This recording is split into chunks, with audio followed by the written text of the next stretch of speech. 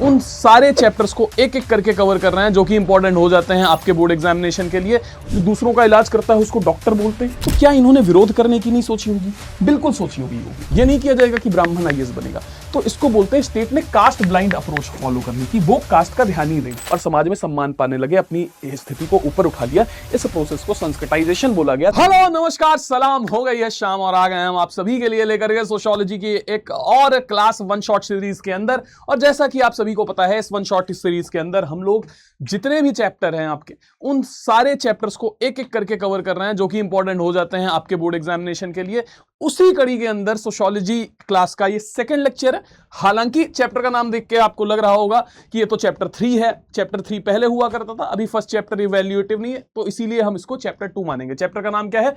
Social institution, continuity and change. Social institution क्या होते हैं? अब देखो, जितने भी मैरिज हैं, फैमिली है, रिलीजन है, पॉलिटिक्स है, ये सब सोशल इंस्टीट्यूशन है जो हमको दिखाई नहीं देते सोसाइटी के अंदर, हैं, एग्जिस्ट कर रहे हैं पर दिखाई नहीं दे रहे हैं। और ये क्या है? ये कुछ रूल्स हैं, कुछ नॉर्म्स हैं, कुछ ट्रेडिशंस हैं, है ना, जो हमको सोसाइटी में दिखाई नहीं देते। उन्हीं सोशल इंस्टीट्यूशंस के बारे में पढ़ना है। हालांकि वैसे तो बहुत होते हैं, लेकिन हमको सिर्फ 3 के बारे में ही पढ़ना है। लेकिन ये मत सोचना कि 3 के बारे में पढ़ना है तो बस पढ़ के खत्म। ना ना ना ना ना ना, तुम्हारी बुक में बहुत डिटेल में एक्सप्लेन किया गया है। हालांकि हम फिर भी कोशिश करेंगे कि हम 1 घंटे के आसपास इन सारे टॉपिक्स को रखें और खत्म कर दें। तो पहला सोशल इंस्टीट्यूशन हमको कास्ट के बारे में पढ़ना है, कास्ट और कास्ट सिस्टम पढ़ना है। दूसरा हमको ट्राइब्स के बारे में पढ़ना है, ट्राइबल कम्युनिटीज। एंड तीसरा हमको पढ़ना है फैमिली एंड किनशिप। किनशिप का मतलब होता है नातेदारी व्यवस्था, है ना, जो रिश्ते नातेदारी होती है उसको हम लोग किनशिप बोलते हैं। तुम्हारे चाचा, ताऊ, दादा, मामा, फूफा, ये पूरा जो तुम्हारा खानदान है ना, इसी को हम लोग क्या बोलते हैं? किनशिप बोलते हैं। तो बिना देरी किए जल्दी से हम लोग टॉपिक की शुरुआत करते हैं।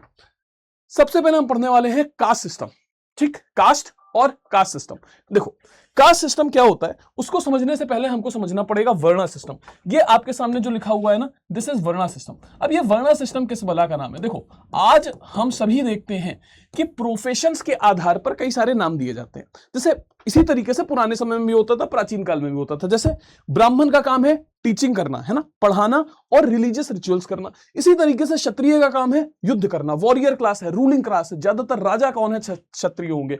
तीसरी वैश्य कम्युनिटी थी सोसाइटी के अंदर, जिसका काम क्या था? व्यापार करना या बिजनेस एक्टिविटीज करना, ठीक है, या क्राफ्ट्समैनशिप करना। क्राफ्ट्समैनशिप करना मतलब कि वो कॉबलर हैं, वो कुम्हार हैं, पॉटर हैं, है ना, वो लोहार हैं, बर्तन बनाते हैं, ये सारे काम करते थे। और इसके अलावा एक शूद्रा सर्विस क्लास हुआ करती थी, जिनका काम था अपर तीनों कास्ट की, जो ऊपर वाली 3 कास्ट हैं, इनकी सेवा करना। ठीक, अब ब्राह्मण जो है वो ब्राह्मण कई तरीके के हैं भाई। एक ब्राह्मण ऐसा है जो पूजा पाठ करता है ना, पूजा पाठ करता है, लेकिन ऑस्पिशियस इवेंट पर करता है, शुभ अवसरों पर करता है। और वहीं पर एक ब्राह्मण ऐसा है कि जो कि किसी के मरने पर, है ना, जो क्रेमेशन वगैरह सेरेमनीज है वो करता है ना, डेथ आदि पर। तो ये वाला जो ब्राह्मण है जो ऑस्पिशियस इवेंट पर करेगा, इसको अपर कैटेगरी का ब्राह्मण माना जाएगा। इस ब्राह्मण को नीचे कैटेगरी का। और ऐसे कई तरीके के ब्राह्मण हमको देखने को मिलेंगे।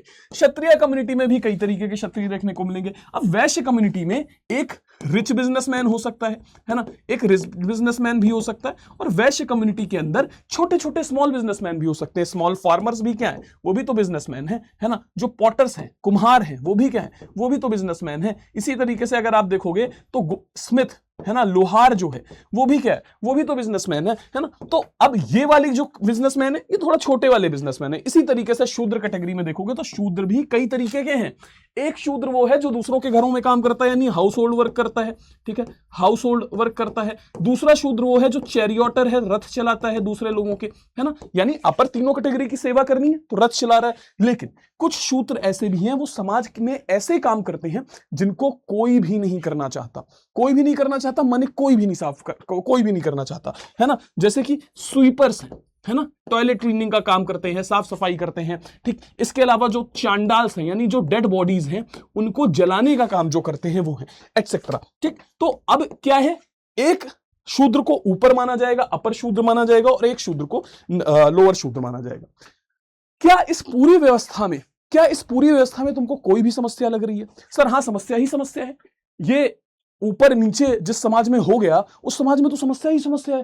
लेकिन बेटा, अगर मैं तुमसे बोलूं कि ये सिस्टम हमेशा से इस तरीके से नहीं था, ये सिस्टम वर्णा सिस्टम था। और वर्णा सिस्टम में क्या होता था कि आदमी जो काम करता था उसको वही नाम दे दिया जाता था। फॉर एग्जाम्पल, एक आदमी है, उसका मन करता है कि वो एजुकेशन देने का काम करेगा तो उसको ब्राह्मण बोला जाएगा, ठीक है। एक आदमी है, उसका मन करेगा कि वो साफ सफाई करेगा तो उसको शूद्र बोल दिया जाएगा। एक आदमी है, हथियार बहुत अच्छा चलाता है, तलवार चलाता है, तो उसको राजा की सेना में भर्ती कर लिया जाएगा, वो क्षत्रिय बन जाएगा। और एक आदमी का मन बिजनेस करने का है तो वो बिजनेसमैन बन जाएगा, यानी वैश्य बन जाएगा। क्या इसमें कोई भी समस्या है? नहीं सर। हाँ समस्या है सर, ये नाम देना समस्या। अरे कैसे नाम देना समस्या है भाई? आज की तारीख में जो लॉ एंड ऑर्डर संभालता है उसको पुलिस बोलते हैं, जो दूसरों का इलाज करता है उसको डॉक्टर बोलते हैं, है ना, जो क्या बोलते हैं जस्टिस देता है उसको जज बोलते हैं, ठीक। तो जो आदमी जो काम करेगा उसको वो नाम दे दिया जा रहा है, इसमें किसी को क्या समस्या हो सकती है? क्योंकि प्रोफेशन जो थे, जो नाम दिए जा रहे थे, वो आदमी के काम के अनुसार दिए जा रहे थे, जैसा काम वैसा नाम। अब कल को मान लो किसी शूद्र का मन कर गया कि यार, किसी शूद्र ने को लगा कि यार इस काम में, सर्विस के काम में बहुत ज्यादा कमाई नहीं हो रही है, रथ चलाने में, दूसरों के घरों में काम करने में कोई कमाई नहीं हो रही है, तो शूद्र क्या करेगा? बढ़िया मस्त संस्कृत सीखेगा, और संस्कृत सीखने के बाद, है ना, ऋग्वेद, सामवेद, यजुर्वेद इनका पाठ करने लगेगा। लो, बन गया संस्कृत स्कॉलर, बन गया ब्राह्मण, शूद्र ब्राह्मण बन गया, है ना। किसी ब्राह्मण को लग सकता है कि यार मेरे को ये काम में मजा नहीं आ रहा, मैं पैसे की कमाई ज्यादा नहीं है, मैं बिजनेस करेगा, ठीक है। तो उसने क्या किया? बिजनेस करना शुरू कर दिया। लो, यानी कि यहां पर आप देख रहे हो ना, तो यहां फ्लेक्सिबिलिटी थी। क्या थी? Flexibility was allow. आप अपने वर्ण को छोड़ करके दूसरे वर्ण में जा सकते थे, और इसमें कहीं भी, कभी भी किसी को कोई भी समस्या नहीं होनी चाहिए। यह सिस्टम भारत में लगभग 1500 से 1000 साल पहले तक चलता था, यानी ऋग्वैदिक टाइम में चलता था, है ना। 1500 BC टू 1000 BC के आसपास चलता था। इस सिस्टम में कहीं किसी को कोई समस्या नहीं थी। लेकिन धीरे धीरे पता है क्या होगा? समाज में लोगों के मन में लालच आएगा, ठीक है।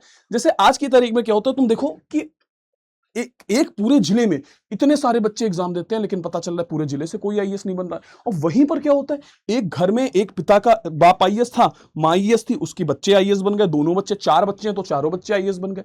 टीना डाबी, रिया डाबी दोनों आईएएस बन गई, है ना। दोनों बहनें एक घर में, मम्मी पापा हैं ही सिविल सर्वेंट। ऐसा कैसे हो रहा है कि एक पूरे जिले से 2 आईएएस नहीं निकल पा रहे हैं और एक घर से 4 आईएएस निकल जा रहे हैं? क्योंकि जब आपकी फैमिली में कोई अच्छी पोजीशन पर पहुंचता है तो उसको वहां तक पहुंचने का तरीका पता है, उसको पता है कि कौन सा कोर्स पढ़ना है, कौन सी किताब पढ़नी है, तो वो आपको हेल्प कर सकता है, आपको गाइड कर सकता है। इसलिए आपका आईएएस बनना ईजी है। इसीलिए आप देखिए, एक घर में, जिस घर में डॉक्टर होते हैं उस घर में फिर सभी डॉक्टर होने लगते हैं, है ना। धीरे धीरे सब डॉक्टर होते हैं, वो डॉक्टरों में शादी भी करते हैं। ये सिस्टम आपने देखा है ना। तो बस यही सिस्टम उस समय भी होगा। हम सभी को यहां पर दिखाई दे रहा है कि ये जो शूद्र कम्युनिटी है, ये इस तरीके के काम करती है जहां पर बहुत ज्यादा कमाई नहीं है, ठीक है।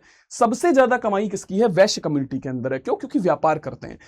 और बाकी क्षत्रिय कम्युनिटी भी ठीक ठाक पैसा कमा लेते हैं। क्यों? एक तो राजा है तो बहुत पैसा है, और दूसरा रूलिंग क्लास है, राजा की वॉरियर क्लास है, राजा की सेना में काम करते हो, ठीक ठाक पैसा कमा रहे हैं।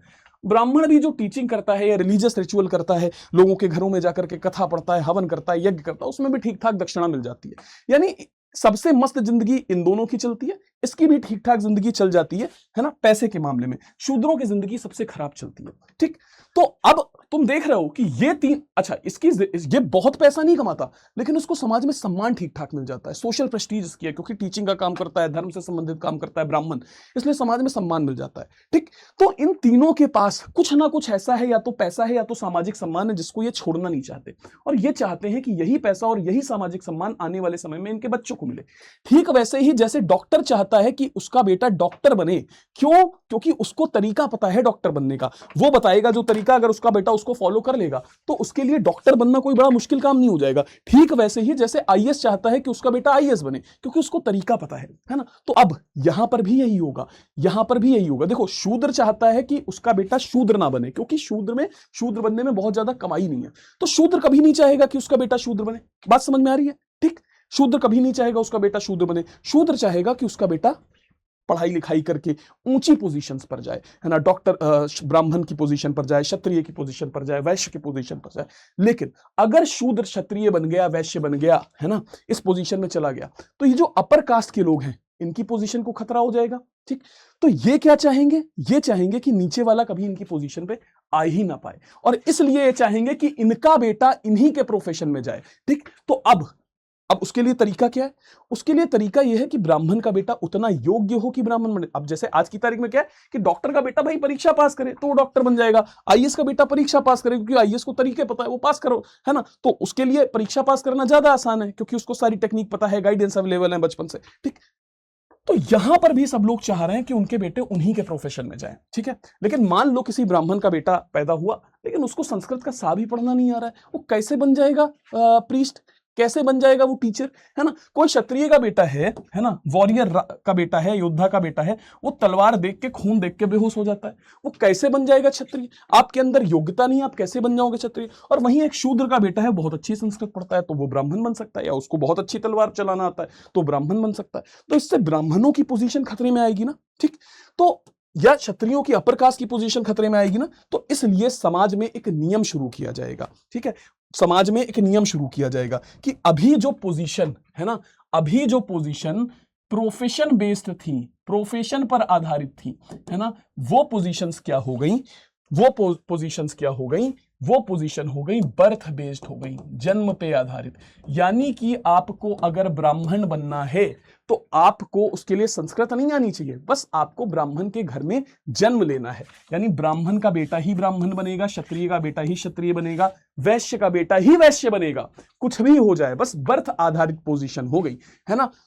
तो अब शूद्र का बेटा कुछ भी कर ले, कितनी भी अच्छी संस्कृत सीख ले, कितना भी अच्छा हथियार चलाना सीख ले, वो क्या बनेगा? वो शूद्र ही बनेगा। क्यों? क्योंकि पोजीशन क्या हो गई है? बर्थ बेस्ड हो गई है, मेरिट बेस्ड नहीं रही, ठीक है। ये स्थिति जब समाज में आ जाएगी तो यहां से भारत के अंदर कास्ट सिस्टम की शुरुआत हो जाएगी, है ना। जो वर्ण सिस्टम था वो कास्ट सिस्टम में बदलना शुरू हो जाएगा। पहले वर्ण सिस्टम था जो कि तुम देख रहे हो कैसे कैसे कास्ट सिस्टम में बदलना शुरू हो रहा है, ठीक है। अच्छा, वर्ण सिस्टम के दौरान समाज में ये चार लोग तो थे ही, लेकिन उसके साथ में एक पांचवा वर्ग भी था, है ना। ये सारे ब्राह्मण, क्षत्रिय, वैश्य, शूद्र सब कहां रहते थे? ये सब मेन स्ट्रीम सोसाइटी में रहते थे, मुख्य धारा के समाज में रहते थे। लेकिन कुछ लोग ऐसे भी थे जो मेन स्ट्रीम सोसाइटी से बाहर रहते थे, है ना, जो मेन स्ट्रीम सोसाइटी के इन रीति रिवाजों को नहीं जानते थे। उन लोगों को पंचमा वर्ग बोला जाता था, यानी पांचवा वर्ग बोला जाता था।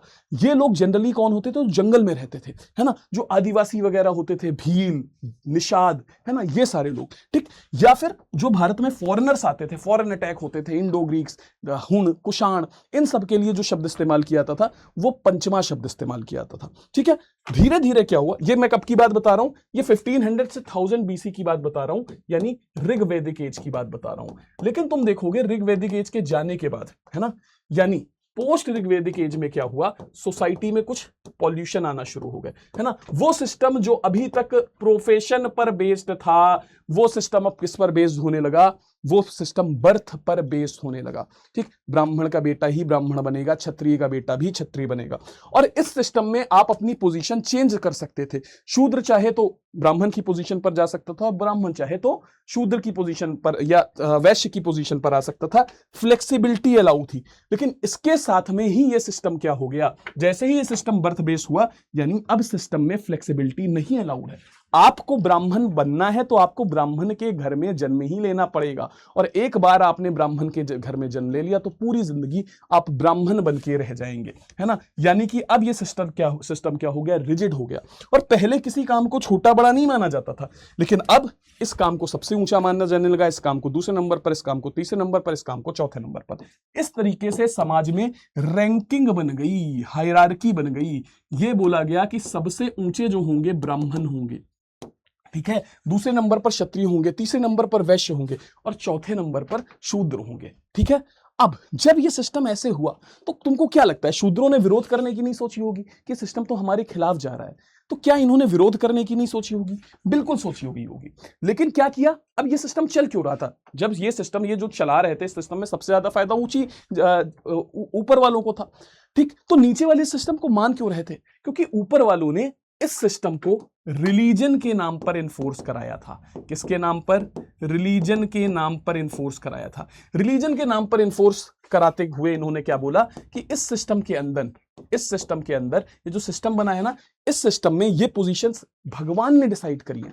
क्योंकि जो ब्राह्मण है वो ब्रह्मा जी के जो क्रिएटर हैं इस दुनिया के, उनके मुंह से पैदा हुए, इसलिए वो ऐसे काम करेंगे, है ना, पवित्र माने जाने वाले काम करेंगे। क्षत्रिय जो है वो ब्रह्मा जी की भुजाओं से पैदा हुए, वैश्य जो है ब्रह्मा जी की जांघों से पैदा हुए, हुए और शूद्र जो थे ब्रह्मा जी के पैरों से पैदा हुए, ठीक। और इस वजह से शूद्र सबसे नीचे हैं और इसलिए शूद्र सर्विस टास्क करेंगे।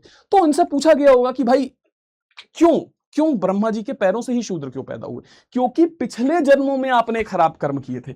जिन्होंने पिछले जन्मों में कर्म अच्छे किए थे तो वो अपर कास्ट हैं, जिन्होंने खराब किए थे वो लोअर कास्ट है। तो भाई हम अपर कास्ट में कैसे जाएं? हम अपनी सिचुएशन कैसे बदलेंगे? शूद्रों ने पूछा होगा। तो इन्होंने कहा आपको अगर अपनी पोजीशन बदलनी है तो इस जन्म में अच्छे कर्म करो, तो अगले जन्म में आपकी पोजीशन बदलेगी। इस जन्म में तो जो पैदा होके हो गए बस वही रह जाओगे, ठीक। और इस तरीके से शूद्रों को यह सिस्टम मानना पड़ता था। क्यों? क्योंकि अगर सिस्टम के खिलाफ जाएंगे यानी कर्म खराब हो गए, यानी अगले जन्म में कैसे अपर कास्ट बनेंगे। पॉइंट समझ में आ रहा है? पॉइंट समझ में आ रहा है? यानी ये सिस्टम जो अभी तक बर्थ बेस्ड। अच्छा, अब मैंने आपको एक बात बताई कि हर सिस्टम के अंदर, ठीक है, हर देखो ब्राह्मण्स के अंदर भी दो तरीके के ब्राह्मण्स थे, क्षत्रिय के अंदर भी दो तरीके के क्षत्रिय थे, शूद्र के अंदर भी दो तरीके के शूद्र थे। तो ये धीरे धीरे जातियां बन गई, है ना। ये वर्ण सिस्टम के अंदर एक वर्ण के अंदर कई सारी जातियां थी। जैसे शूद्रों के अंदर एक जाति वो थी जो घरों का काम करते थे, एक जाति वो थी जिसको सूत बोलते थे, रथ चलाने का काम करते थे, एक जो साफ सफाई करने वाली जाति थी, एक जाति थी चंडाल, है ना। तो हर सिस्टम के अंदर तुम देख रहे हो कई जाति हैं। हर वर्ण के अंदर कई जाति हैं। वैश्यों के अंदर तुम देखोगे तो कई सारी जाति तुमको होते हुए दिखाई देंगी। वैश्यों में एक कुम्हार अलग है ना, लोहार अलग है, सुनार अलग है ना। तो हर वर्ण के अंदर कई सारी जातियां थी। जातियां कई हो सकती थी लेकिन वर्ण सिर्फ चार थे। पूरे भारत में सिर्फ चार वर्ण थे। कश्मीर से कन्याकुमारी, गुजरात से अरुणाचल प्रदेश, कहीं भी चले जाओ ये ही चार वर्ण थे। यानी पैन इंडिया लेवल पर, अखिल भारतीय स्तर पर सिर्फ चार वर्ण थे और हर वर्ण के अंदर कई सारी जाति थी। लगभग 3000 से भी जातियां थी, ठीक है। और ये जातियां क्या हो गई? बर्थ बेस्ड हो गई। और इसी से ये जो सिस्टम था, ये जो वर्णा सिस्टम था, ये क्या बन गया? कास्ट सिस्टम बन गया।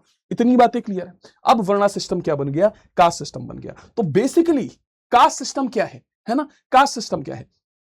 ठीक, अगर भारत की तुम पॉपुलेशन को देखोगे और समझने की कोशिश करोगे तो भारतीय समाज एक ऐसा समाज है जहां पर कई सारी अलग अलग क्लासेस हैं। क्लासेस मतलब वर्ग हैं। क्लास का मतलब होता है रिच और पुअर के बेसिस पर क्लास को क्लासिफाई किया जाता है ना। सोसाइटी में जो इकोनॉमिक इनइक्वालिटीज होती है उनको क्लासेस बोलते हैं। तो बोला गया कि भारत में अलग अलग, है ना, क्लासेस हैं जो और कम्युनिटीज हैं जो आपस में किसी ना किसी तरीके से एक दूसरे से जुड़ी हुई हैं, ठीक। अब ये जो कम्युनिटीज हैं यानी समुदाय हैं, इनको कई सारे, कम्युनिटीज मतलब सोशल ग्रुप, है ना, समुदाय, इनको कई सारे अलग अलग सोशल इंस्टीट्यूशंस चला रहे हैं। जैसे कि भाई कास्ट देखो, चार कम्युनिटीज हैं, ब्राह्मण, क्षत्रिय, वैश्य, शूद्र, उसको चलाता है। इसी तरीके से ट्राइब, जिसको हम लोग जनजाति बोलते हैं, ठीक है। इसी तरीके से परिवार, फैमिली, ये अलग अलग कम्युनिटीज हैं, ये अलग अलग सोशल सिस्टम है जो भारत में अलग अलग कम्युनिटीज और क्लासेस को रन करा रहे हैं, ठीक है। अच्छा, अगर तुम कास्ट सिस्टम की बात करोगे, जिसके बारे में अभी मैंने तुमको बताया, caste system is the unique system to Indian subcontinent. दुनिया में और किसी भी देश में और किसी भी जाति में और किसी भी धर्म में, दुनिया के किसी देश में किसी भी धर्म में अगर तुम देखोगे, है ना, किसी भी सोसाइटी के अंदर कास्ट सिस्टम आपको देखने को नहीं मिलेगा। ऐसा नहीं है कि दुनिया का कोई भी समाज इनइक्वल नहीं है ना। ऐसा नहीं है कि दुनिया का कोई भी समाज इनइक्वल नहीं है। तुम देखोगे तो इनइक्वालिटी दुनिया के हर समाजों में, कहीं पर स्त्री और पुरुष में इनइक्वालिटी की जाती है, कहीं पर गोले काले का भेद है। लेकिन ये जो कास्ट सिस्टम है, this is exclusive to India. दुनिया में और कहीं भी नहीं है। कास्ट सिस्टम निकलता कहां से है? तो हिंदू धर्म से निकलता है। It is a primary Hindu institution. मैंने बताया ना, अभी ब्रह्मा जी के नाम पर सब चलाया जा रहा है। तो मुसलमान तो ब्रह्मा जी को मानते नहीं, है ना, क्रिश्चियन तो ब्रह्मा जी को मानते नहीं। तो it is a primarily Hindu institution, ठीक। लेकिन धीरे धीरे कास्ट सिस्टम हमको देखने को मिलता है कि जो नॉन हिंदू कम्युनिटीज हैं, जैसे मुस्लिम्स हो गए, क्रिश्चियंस हो गए, सिख्स हो गए, उनमें भी फैल गया। कैसे फैल गया? भाई भारत में जो ज्यादातर मुस्लिम है वो कैसे मुस्लिम है? कन्वर्टेड मुस्लिम है, ठीक है। अब मान लो कि एक इलाके में एक ब्राह्मण रहता होगा, ठीक है, एक ब्राह्मण रहता होगा और एक शूद्र रहता होगा, ठीक है। अब क्या हुआ, भारत में कुछ समय बाद अब ब्राह्मण शूद्र के साथ कैसा व्यवहार करता होगा? खराब व्यवहार करता होगा कि ये हमसे नीचे हैं, ये हमारे घरों का काम करेंगे, ऐसा ही तो व्यवहार करता होगा। अच्छा, अब समय के साथ क्या हुआ, इस व्यक्ति ने धीरे धीरे इस्लाम को स्वीकार कर लिया। इस बात की संभावनाएं है, बिल्कुल है। तो ये इस्लाम में क्या हो गया? कन्वर्ट हो गया, ठीक। लेकिन इसके मन का जो भाव था, इसके मन का जो इमोशन था शूद्र के प्रति, क्या वो बदलेगा?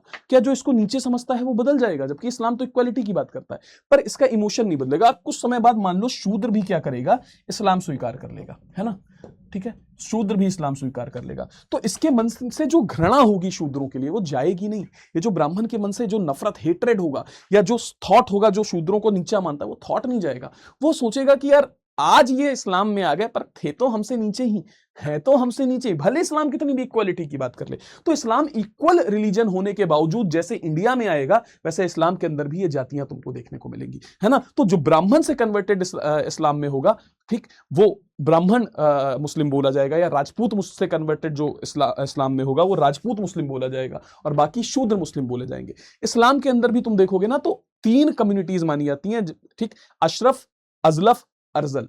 अशरफ वो जो हाई कास्ट लोग होते हैं, ब्राह्मण और क्षत्रिय से कन्वर्टेड लोग हैं, या जिनका ओरिजिन अरब माना जाता है ना।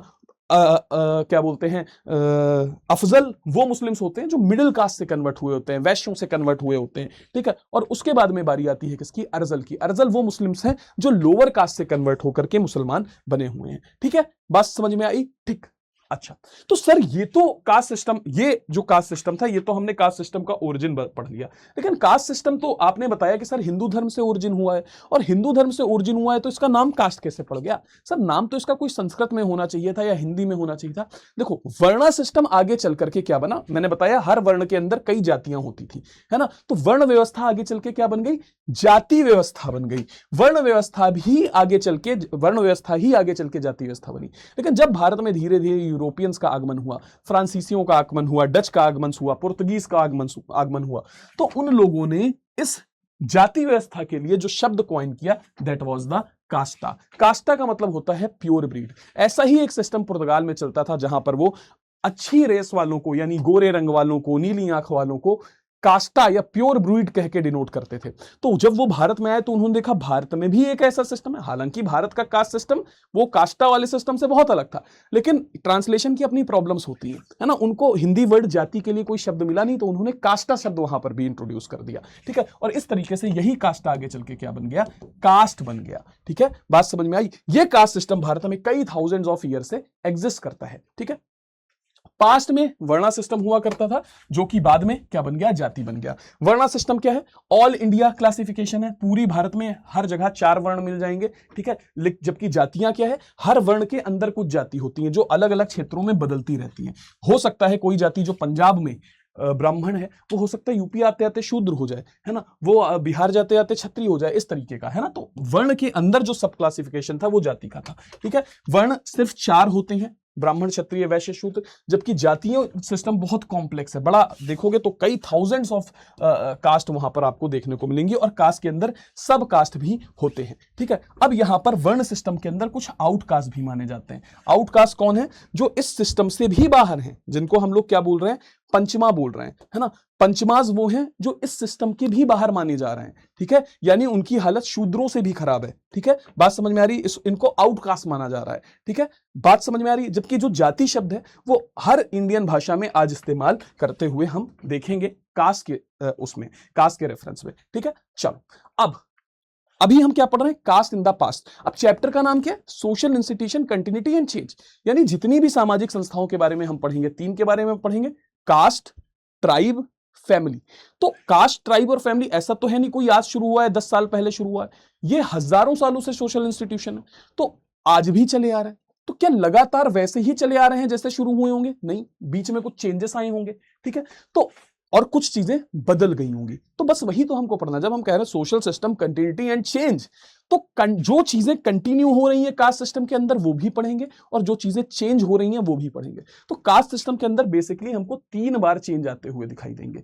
पहला चेंज तब आएगा जब कास्ट सिस्टम लेट वैदिक पीरियड में जाति सिस्टम बनेगा, वर्ण सिस्टम जाति सिस्टम बनेगा। दूसरा चेंज आएगा अंग्रेजों के आगमन के साथ ही, कॉलोनियल रूलर जैसे ही आएंगे तो वो कुछ चेंजेस लाएंगे। और तीसरा चेंज आएगा आजादी के बाद, है ना। तो अब हम देखते हैं लेट वैदिक पीरियड में क्या हुआ। वर्णा सिस्टम में सिर्फ 4 डिवीजन थे, ये सारी बातें मैंने आपको बता दी हैं, है ना। 4 डिवीजन हुआ करते थे, है ना। बर्थ के आधार पर नहीं तय किया जाता था, तुम देखोगे, एक मिनट, बर्थ के आधार पर तय नहीं किया जाता था, है ना। और सोशल मूवमेंट पॉसिबल था, फ्लेक्सिबल था। लेकिन पोस्ट वैदिक पीरियड में क्या हो गया, ये सिस्टम बर्थ के बेसिस पर हो गया। वो सारी चीजें यहां पर तुम पढ़ लेना, ठीक है। तो अब कास्ट सिस्टम को अगर आपको पहचानना है तो कास्ट सिस्टम में कुछ आपको फीचर्स देखने को मिलते हैं। 6 फीचर्स बताए गए हैं कास्ट सिस्टम के। कितने? 6 फीचर्स, ठीक है। जो अब कास्ट सिस्टम में क्या है कि एक कास्ट अपने आप को ऊपर मानती है और एक कास्ट अपने आप को ऊपर मानती है ना, एक नीचे मानती है। यही तो है ना कि कुछ कास्ट हैं जो अपने आप को ऊपर मानती है, कुछ नीचे मानी जाती हैं। ठीक, तो ये जो ऊपर वाली कास्ट है वो अपने आप को ऊपर क्यों मानती है? क्योंकि वो अपने आप को प्योर समझती है। और नीचे वाली कास्ट को नीचे क्यों मानती है? क्योंकि वो इम्प्योर है। ठीक, ऊपर वाली कास्ट कहती है कि हमारा ब्लड ज्यादा प्योर है क्योंकि हमने पिछले जन्म में अच्छे कर्म किए थे। नीचे वाली कास्ट इम्प्योर है। ठीक है, तो अब इस प्योरिटी को बचाए रखने के लिए, इस प्योरिटी को पहचानने के लिए, नीचे वाली कास्ट पॉल्यूटेड है, हम प्योर हैं, तो पॉल्यूशन और प्योरिटी को पहचानने के लिए कुछ फीचर्स हैं। सबसे पहले कास्ट सिस्टम को हम जन्म के आधार पर देखते हैं ना, जन्म के आधार पर तय होता है। ठीक है, एक बच्चा अपने पेरेंट्स की कास्ट में पैदा होता है और जिंदगी भर वही कास्ट लेकर के चलता है। वो अपनी कास्ट को छोड़ नहीं सकता, बदल नहीं सकता और दूसरी कास्ट को ज्वाइन नहीं कर सकता। ठीक है, ठीक, हाँ, उसको उसकी जाति से निकाला जा सकता है अगर वो जाति के नियम तोड़ दे। जाति के नियम क्या है आगे चल के हम पढ़ेंगे। अगर कोई भी आदमी कास्ट का कोई भी रूल तोड़ता है तो उसको उसके घर वाले, उसकी जाति वाले उसकी जाति से निकाल सकते हैं, लेकिन वो अपनी जाति बदल नहीं सकता। ठीक है, अच्छा, अब दूसरी चीज क्या है कि कास्ट सिस्टम मेंटेन रहे उसके लिए कुछ नियम बनाए गए। क्या नियम बनाए गए? अच्छा, जैसे मैंने आपको बताया कि ये सिस्टम बर्थ पर बेस्ड हो गया था और जैसे ही बर्थ पर बेस्ड हुआ तो फर्स्ट, सेकंड, थर्ड, फोर्थ, है ना, ब्राह्मण ऊंचे हैं, क्षत्रिय दूसरे नंबर पर हैं, वैश्य तीसरे नंबर पर है, शूद्र चौथे नंबर पर। और मैंने बताया आप जाति व्यवस्था को बदल नहीं सकते, जाति वो है जो कभी जाति नहीं। लेकिन एक तरीका होता है। तरीका क्या होता है? मैरिज। विवाह करके जब लड़की विवाह करती है ना, तो उसको लड़के का नाम अपनाना पड़ता है, लड़के का कुल अपनाना पड़ता है, सब कुछ लड़के का अपनाना पड़ता है ना। तो अगर कोई लड़की, सोच करके देखो, अगर कोई लोअर कास्ट की लड़की अपर कास्ट के लड़के से शादी कर ले तो उसकी जाति तो ऊंचाई हो जाएगी। ठीक, या जो बच्चे पैदा होंगे वो अपर कास्ट के माने जाएंगे। यही तो होगा ना, यही तो होगा ना। ठीक, लेकिन इस चीज को रोकने के लिए कुछ नियम बना दिए गए। नियम क्या बना दिए गए? नियम ये बनाया गया कि देखो, जैसे शूद्र चौथे नंबर पर है और शूद्र चाहेगा कि उसका वैश्य कम्युनिटी में विवाह हो जाए क्योंकि वैश्य कम्युनिटी ऊपर है, वहां पर समाज में कुछ फायदे हैं, है ना, वहां पर आपके साथ डिस्क्रिमिनेशन नहीं हो रहा। लेकिन वैश्य क्या कभी चाहेगा कि शूद्र शादी करे? तो वैश्य नहीं करने देगा। ठीक है, शूद्र चाहेगा कि वो क्षत्रिय में शादी करे, पर क्षत्रिय नहीं चाहेगा। शूद्र चाहेगा कि वो ब्राह्मण में शादी करे, ब्राह्मण तो बिल्कुल नहीं चाहेगा। तो शूद्र को मजबूरी में अपनी ही कम्युनिटी में शादी करनी पड़ेगी, अपनी ही कम्युनिटी में शादी करनी पड़ेगी। इसी तरीके से जो, ठीक है, अपनी ही कम्युनिटी में क्या करनी पड़ेगी? शादी करनी पड़ेगी। इसी तरीके से जो वैश्य होगा वो चाहेगा कि वो क्षत्रिय में शादी करे, पर क्षत्रिय नहीं करने देगा। वैश्य चाहेगा कि ब्राह्मण में शादी करे, पर ब्राह्मण नहीं करने देगा।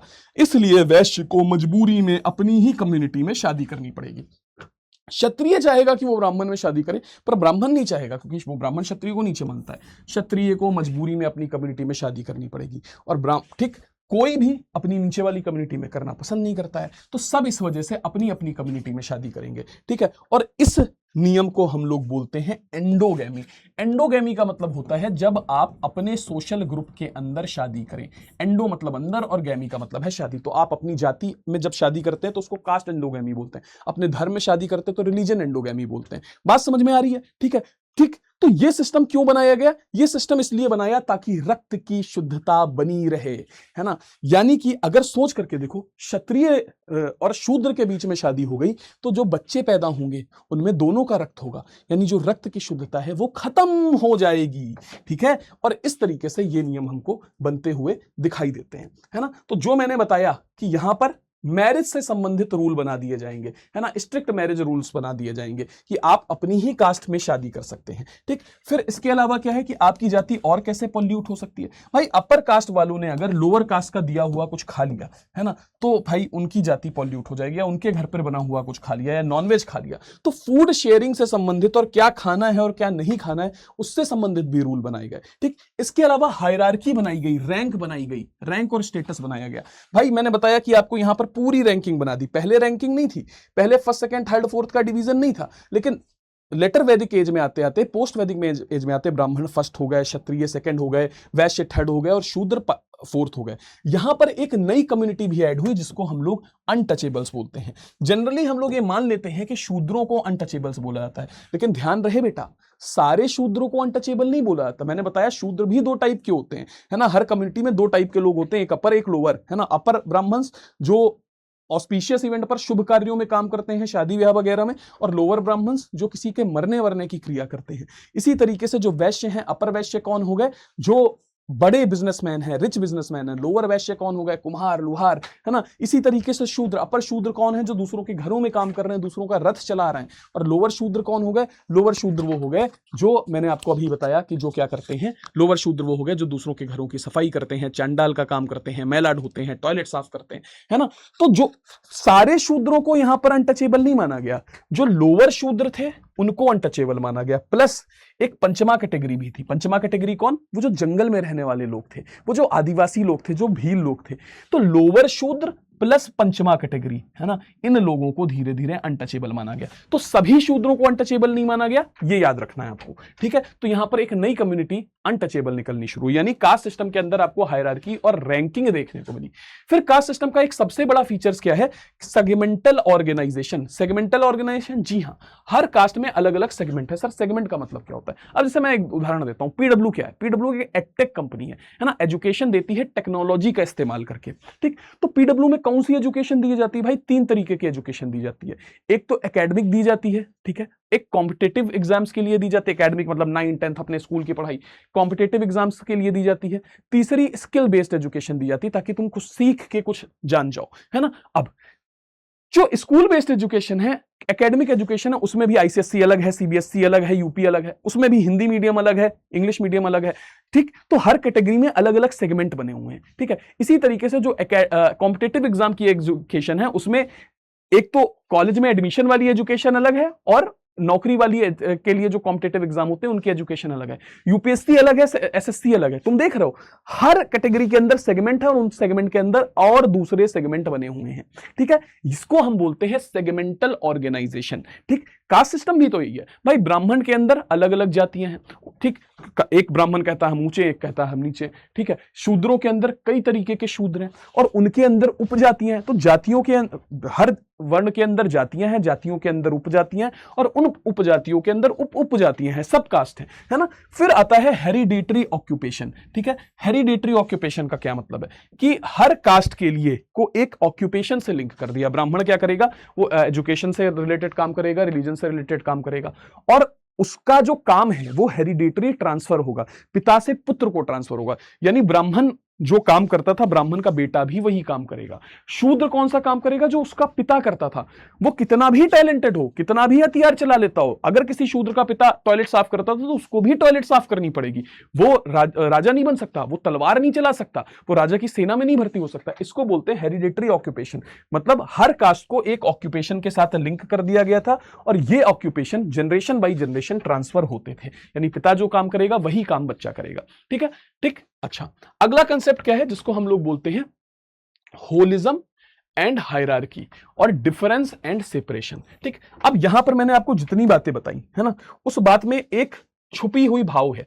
छुपा हुआ भाव क्या है? कि भाई हर जाति अपने आप को, जैसे जैसे जैसे तुम ऊपर जाओगे ना कास्ट सिस्टम के अंदर, जैसे जैसे तुम ऊपर जा रहे हो, ठीक है, जो कास्ट सिस्टम है, ध्यान से देखो, ठीक है। अगर मैं इस पूरे सिस्टम को बताऊं, ठीक है, तो इस सिस्टम में एक चीज मानी जा रही है। क्या चीज मानी जा रही है? कि जैसे जैसे आप ऊपर जा रहे हो, ठीक है, ऊपर जाते जा रहे हो, तो ये जो स्केल है इसको हम प्यूरिटी और पॉल्यूशन का स्केल बोलते हैं, ठीक है। जैसे जैसे आप नीचे आओगे पॉल्यूशन बढ़ता जाएगा, ठीक है। जैसे जैसे आप नीचे जाओगे पॉल्यूशन बढ़ता जाएगा, और जैसे जैसे आप ऊपर जाओगे प्यूरिटी बढ़ती जाएगी। ये है कि नहीं है? बिल्कुल है सर, है ना। ये जो है, ये ऊपर वाला, अगर तुम ऊपर आ जाओगे तो ये प्यूरेस्ट है, ठीक है। इनको तुम देखोगे तो ये प्यूरेस्ट लोग हैं, ठीक है। ये जो ऊपर वाली कास्ट है ये प्यूरेस्ट है, प्यूरेस्ट, है ना। और ये जो नीचे वाली कास्ट है ये पॉल्यूटेड है ना, मोस्ट पॉल्यूटेड है, पॉल्यूटेड, ठीक है, ठीक। ये नीचे वाली कास्ट पॉल्यूटेड है, ऊपर वाली प्योरेस्ट है। जैसे जैसे ब्राह्मण में जाओगे सबसे ज्यादा प्योर है, क्षत्रिय कम प्योर है, वैश्य कम प्योर है, शूद्र सबसे कम प्योर है। नहीं, ये नीचे जाओगे पॉल्यूशन, ऊपर वाली प्योरेस्ट, है ना। तो ये जो प्योरिटी और पॉल्यूशन का कंसेप्ट है, इसके अनुसार हर जाति मानती है, ऊपर वाली जाति मानती है वो नीचे वाली जाति से ज्यादा प्योर है, ठीक है, ज्यादा प्योर है, ठीक। और नीचे वाली जाति हमसे अलग है, हमारे रक्त ज्यादा शुद्ध है, इसलिए हमको ऊपर रहना है। और जो नीचे वाली जातियां हैं उनका जो रक्त है, उनका जो ब्लड है वो इम्प्योर है, इसलिए वो पॉल्यूटेड है, ठीक। तो हम सब एक दूसरे से अलग है, हमें अपने में मत मिलाइए, हम अलग हैं। ब्राह्मण क्षत्रियों से क्या करें, हम शूद्रों से क्या करें, हमें अपने में मत मिलाइए, हम अलग हैं, हम सबसे ज्यादा प्योर है, ठीक। तो ये प्योरिटी बनी रहे, ये प्योरिटी बनी रहे, इसलिए ये सब आपस में क्या है, डिफरेंट है। ये सब मान रहे हैं कि हम डिफरेंट हैं एक दूसरे से, है ना। और ये डिफरेंस बना रहे इसलिए सब एक दूसरे से दूर दूर रहते हैं। जैसे अपर कास्ट जो है वो लोअर कास्ट के साथ उठना बैठना नहीं पसंद करते, उनके बच्चों में शादी नहीं करना पसंद करते, उनका दिया हुआ खाना नहीं पसंद करते, बता रहे हैं ना, ताकि उनके अंदर इम्प्योरिटीज ना आ जाएं। अगर वो शादी कर देंगे इम्प्योर हो जाएंगे, ठीक है, और उनके बीच में जो डिफरेंस है वो खत्म हो जाएगा, ठीक है। तो अगर वो एक दूसरे से सेपरेट रहते हैं, सेपरेट का मतलब क्या है, वो एक दूसरे से दूर रहते हैं, अगर वो एक दूसरे से दूर रहते हैं तो उनके बीच का ये जो अंतर है ये बना रहेगा। इसी को हम बोलते हैं डिफरेंस एंड सेपरेशन। हर कास्ट जो है वो अपने आप को दूसरी से डिफरेंट मानती है और इसीलिए वो सेपरेट रहती है, ठीक है। अब इसके लिए नियम बना दिए गए कि मैरिज, फूड, ऑक्यूपेशन जैसे नियम बना दिए गए ताकि सारी कास्ट आपस में इंटरमिक्स ना हो सके, ठीक है। दूसरा कंसेप्ट है होलिज्म और हायरार्की का। सर ये होलिज्म और हायरार्की का कंसेप्ट क्या है? जैसे मैं आपको एक एग्जांपल देता हूं, आपके घर में आपके मम्मी पापा हैं और आप 4 भाई हो, ब्रदर 1, ब्रदर 2, ब्रदर 3, ब्रदर 4। आपके मम्मी पापा ने बोला हम बाहर जा रहे हैं, ठीक है, और ये जो है ये एल्डेस्ट है, ठीक है, ये जो ऊपर वाले भैया जी हैं, ठीक है, ये एल्डेस्ट हैं, ठीक है, और ये जो नीचे वाले भैया जी हैं ये क्या है, ये यंगेस्ट हैं, सबसे छोटे हैं, ठीक है। तो पापा जी जब आपके बाहर जा रहे हैं तो पापा ने बोला देखना कोई बदमाशी ना करे, और अगर कोई बदमाशी करे तो उनको कायदे से कूटना और लाइन पर ले आना। ये पापा ने बड़े वाले भैया को जिम्मेदारी दी, ठीक। अब बड़े वाले जो भैया हैं वो सबको कूट सकते हैं, वो इन छोटे ब्रदर नंबर 2 को, ब्रदर नंबर 3 को, ब्रदर नंबर 4 को कूट सकते हैं। लेकिन उसी दिन बड़े वाले भैया ने बोला थोड़ी देर में कि हम थोड़ी देर में आते हैं, और ये भी घर से चले गए। तो सबसे बड़ा कौन हो जाएगा? सबसे बड़े ये हो जाएंगे, अथॉरिटी इनके पास आ जाएगी। अच्छा मान लो ये भी घर से चले जाएं, ठीक, तो अथॉरिटी फिर तीसरे नंबर वाले भाई के पास आ सकती है, आ गई कि ये इसको कूट सकता है, ठीक है, ठीक। लेकिन अब मेरा सवाल ये है कि ये जो बड़े भाई हैं इनके पास जो पावर है वो क्यों है? क्योंकि इनके नीचे कोई है जो उस पावर से डरता है, इनके नीचे कोई है ना, इनके नीचे कोई छोटा है जो उनकी अथॉरिटी को लेगा, है ना। तो अगर मान लो नीचे वाले सबको हम गायब कर दें, है ना, ये तीनों भाइयों को गायब कर दें और एक ही भाई है, तो ये अपनी वो ताकत का प्रदर्शन कर पाएगा, ये अपनी पावर और अथॉरिटी का प्रदर्शन कर पाएगा? कभी नहीं कर पाएगा। बात समझ में आई? बस इसी को हम लोग बोलते हैं होलिज्म एंड हायरार्की। इसी को हम लोग बोलते हैं होलिज्म एंड हायरार्की। यानी कास्ट सिस्टम की जो हायरार्की है, फर्स्ट, सेकेंड, थर्ड, फोर्थ, ये इसीलिए बनी है क्योंकि पूरा सिस्टम एज अ होल काम करता है। देख रहे हो, ये जैसे ब्राह्मण फर्स्ट, क्षत्रिय सेकंड, वैश्य थर्ड, शूद्र फोर्थ है, ये इसलिए है क्योंकि ये एक साथ पूरा सिस्टम काम कर रहा है। पूरा होल सिस्टम जब एक साथ काम करेगा तभी ब्राह्मण के पास पावर रहेगी, तभी ब्राह्मण ऊपर है, क्षत्रिय दूसरे नंबर पर है। लेकिन मान लो अगर हम इन सबको गायब ही कर दें, ठीक है, तो क्या इनके पास कोई हायरार्की बचेगी? नहीं बचेगी। इसी को बोलते हैं होलिज्म एंड हायरार्की, कि ये जो हायरार्की है ये तभी काम करती है जब पूरा सिस्टम एक साथ रहेगा, ठीक है, ठीक। और ये हायरार्की किस पर बेस्ड है? प्यूरिटी एंड पॉल्यूशन के कंसेप्ट पर बेस्ड है। जो हाईएस्ट स्टेटस वाले हैं वो रिचुअली प्योर माने जाते हैं क्योंकि ब्रह्मा के मुंह से पैदा हुए हैं, पिछले जन्म में अच्छे कर्म किए हैं, ठीक है। और जो इम्प्योर है उनका लो स्टेटस माना जाता है क्योंकि ब्रह्मा के पैरों से पैदा हुए हैं, ठीक है। चलो ठीक, कई लोग ये मानते थे कि जो लोग युद्ध में हराए जाते थे, है ना, वॉर में हराए जाते थे, उन लोगों को हमेशा लोअर कास्ट स्टेटस दे दिया जाता था। इस तरीके की भी मान्यताएं चलती हैं। अब अगला टॉपिक क्या है जिसको हम बोलते हैं कोलोनियलिज्म एंड कास्ट। तो पहला ये चेंजेस हमने देखा कि पहले चेंजेस कब आए? ऋग्वैदिक टाइम में, पोस्ट वैदिक टाइम में। फिर भारत में अंग्रेज आए। जब अंग्रेज भारत में आए तो भारत को चलाने की अंग्रेज को जरूरत पैदा हुई, भारत का एडमिनिस्ट्रेशन चलाने की जरूरत हुई, प्रशासन चलाने की जरूरत पैदा हुई। अब भारत का प्रशासन चलाने में उनके पल्ले ही नहीं पड़ रहा है, उनको यही नहीं पता। उन्होंने जब वो यूरोप में थे तो यूरोप में ले देकर के 3 धर्म थे, इस्लाम, क्रिश्चियनिटी, जुडाइज्म।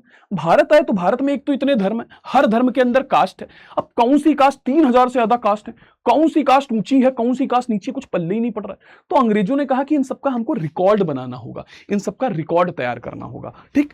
तो अंग्रेज क्या करते थे? भारत में सर्वे करते थे, सेंसस करते थे। 1881 में सेंसस शुरू ही कर दिए थे, लास्ट क्लास में बताया। तो जब 1901 के सर्वे की बारी आई, तो इस सेंसस की बारी आई, जनगणना की बारी आई, तो इस बार का जो डायरेक्टर था या कमिश्नर था वो था हर्बर्ट रिस्ले। हर्बर्ट रिस्ले ने बोला कि इतनी प्रॉब्लम होती है, समझ ही नहीं आता है कि कौन सी कास्ट ऊंची है, कौन सी कास्ट नीची है, ठीक है, ठीक। तो भारत को चलाने में बड़ी प्रॉब्लम होती है। और जो नीची कास्ट है उनके साथ बड़ा अत्याचार हुआ है ना, नीची कास्ट हो गए। और जो जंगल में रहने वाले पंचमा हैं, है ना, जंगली लोग हैं, है ना, उनके साथ लगातार अत्याचार हुआ है। तो अब ना हमको उनके बारे में कुछ करना पड़ेगा, उनके डिस्क्रिमिनेशन को कम करने के लिए सरकार को उनको कुछ फायदे देने होंगे, कुछ पॉलिसीज बनानी होंगी, ठीक। लेकिन और दूसरी दिक्कत क्या थी कि मैंने अभी बताया कि कास्ट जो थी वो थोड़ी बहुत फ्लेक्सिबल थी। यानी कि पंजाब में कोई कास्ट क्या है? ब्राह्मण है, ठीक है, तो वही कास्ट हरियाणा में क्या हो गई, बिहार में क्या हो गई, क्षत्रिय हो गई। तो अंग्रेजों को ये पल्ले ही नहीं पड़ रहा है कि वही शर्मा यहां पर कुछ और है, यहां पर कुछ और है। ठीक, तो ये प्रॉब्लम अंग्रेजों को होने लगी। कास्ट में थोड़ी बहुत फ्लेक्सिबिलिटी अभी बची थी, तो अंग्रेजों ने कहा कि एक बार हम लोग सेंसस करके सारी चीजों को लिख लेते हैं, है ना। जब हम सारी चीजों को एक बार लिख लेंगे तो क्या होगा, उसको चेंज करना बड़ा मुश्किल हो जाएगा, है ना, रिकॉर्ड बन जाएगा, है ना। जब हम चीजों को लिख लेंगे तो एक रिकॉर्ड तैयार हो जाएगा, उसको बदलना बड़ा मुश्किल होगा। ठीक है, तो 1901 के सेंसस में हर्बर्ट रसले ने क्या किया, सोशल हायरार्की पर डेटा तैयार किया कि कौन सी जाति ऊपर है, कौन सी नीचे है, और हर जाति की रैंक लिखना शुरू किया। ठीक ठीक, अब इस समय हजारों पिटीशंस ऐसे आई हर्बर्ट रिजले के पास जो कहती थी कि हमको ऊंची जाति में शामिल करो। क्यों? क्योंकि ऊंची जाति में होना उस समय फायदे का सौदा माना जाता था। ठीक है, तो ये सारी चीजें हुई। तो हर्बर्ट रिजले ने यहां पर जो पूरी लिस्ट तैयार करी है ना, हर जातियों की एक लिस्ट तैयार करी, और इस लिस्ट के बाद जो कास्ट है उसको चेंज करना असंभव हो गया, क्योंकि कास्ट अब और ज्यादा रिजिड हो गई थी। 200 साल बाद कोई ये नहीं कह सकता कि हमारी जाति दूसरी है, या पंजाब में, हरियाणा में, यूपी में हर जगह एक ही जाति को एक ही स्टेटस दिया गया। ठीक है, ठीक, बात समझ में आई। तो कई स्कॉलर्स इवन ये भी मानते हैं, अब इस घटना के बाद कई सारे स्कॉलर्स, कई सारे समाजशास्त्री ये भी मानते हैं कि जो कास्ट सिस्टम है वो भारत में कभी था ही नहीं, भारत में इतना रिजिड था ही नहीं, वो कोलोनियलिज्म के बाद ही इतना रिजिड हुआ है। अंग्रेज जब आए उसके बाद में ही कास्ट सिस्टम इतना रिजिड हुआ है, क्योंकि पहले तो अलग अलग जातियां अलग अलग क्षेत्रों में हो सकती थी, 200-300 सालों में आदमी अपनी जाति बदल लेता था। बात समझ में आ रही लगी? तो जो कास्ट फ्लूइड थोड़ी बहुत थी, ठीक है, लेस रिजिड कास्ट सिस्टम था, वो बहुत ही ज्यादा रिजिड हो गया। ठीक है, बात समझ में आई। ठीक, फिर अंग्रेजों ने एक और काम किया। अब 1901 में ये पूरी कहानी करने के बाद उन्होंने बनाया गवर्नमेंट ऑफ इंडिया एक्ट 1935। अब ये गवर्नमेंट ऑफ इंडिया एक्ट 1935 क्या था? भारत को चलाने के लिए अंग्रेज अलग अलग कानून बनाते थे, तो उसमें एक कानून था गवर्नमेंट ऑफ इंडिया एक्ट, उस कानून के अनुसार भारत को चलाते थे। जैसे आज भारत का संविधान है ना, उस समय ये हुआ करता था। तो इसमें अलग अलग समय पर क्या होता था, चेंजेस आते थे। पहली बार 1858 में आया कानून, दूसरी बार 1919 में इसमें चेंजेस किए गए, और तीसरे चेंजेस किए गए 1935 में। तो जब 1935 में गवर्नमेंट ऑफ इंडिया एक्ट में चेंजेस किए गए, तो अंग्रेजों ने इसमें एक कैटेगरी ऐड करी, है ना, एक शेड्यूल बनाया। शेड्यूल क्या होता है? एक पूरी लिस्ट तैयार करी, और उस लिस्ट में इन्होंने उन जातियों का नाम लिखा जिनको भारत में क्या माना जाता था, जिनको भारत में शोषण होता था, जिनको भारत में अनटचेबल्स माना जाता था। ठीक है, उन जातियों के, उन कास्ट के, है ना, और उन ट्राइब्स के नाम लिखे। ट्राइब्स मतलब जंगल में रहने वाले जो पंचमा कैटेगरी में लोग थे, उनके नाम लिखे गए जिनके साथ में डिस्क्रिमिनेशन होता था। और ऐसा अंग्रेजों ने क्यों किया? ताकि इनको कुछ फायदे पहुंचाए जा सके, है ना, इनके लिए कुछ स्कीम्स बनाई जा सके, इनकी कुछ पॉलिसीज बनाई जा सके, एजुकेशन सस्ती दी जा सके, हेल्थ सस्ती दी जा सके, इसलिए अंग्रेजों ने पूरी व्यवस्था करी। चूंकि इन लोगों के, इन कास्ट और ट्राइब्स के नाम गवर्नमेंट ऑफ इंडिया एक्ट के शेड्यूल में लिखे गए थे, इसलिए इनको शेड्यूल कास्ट और शेड्यूल ट्राइब शब्द बोला गया, है ना। और वहीं से SC ST यानी शेड्यूल कास्ट और शेड्यूल ट्राइब शब्द चल निकला।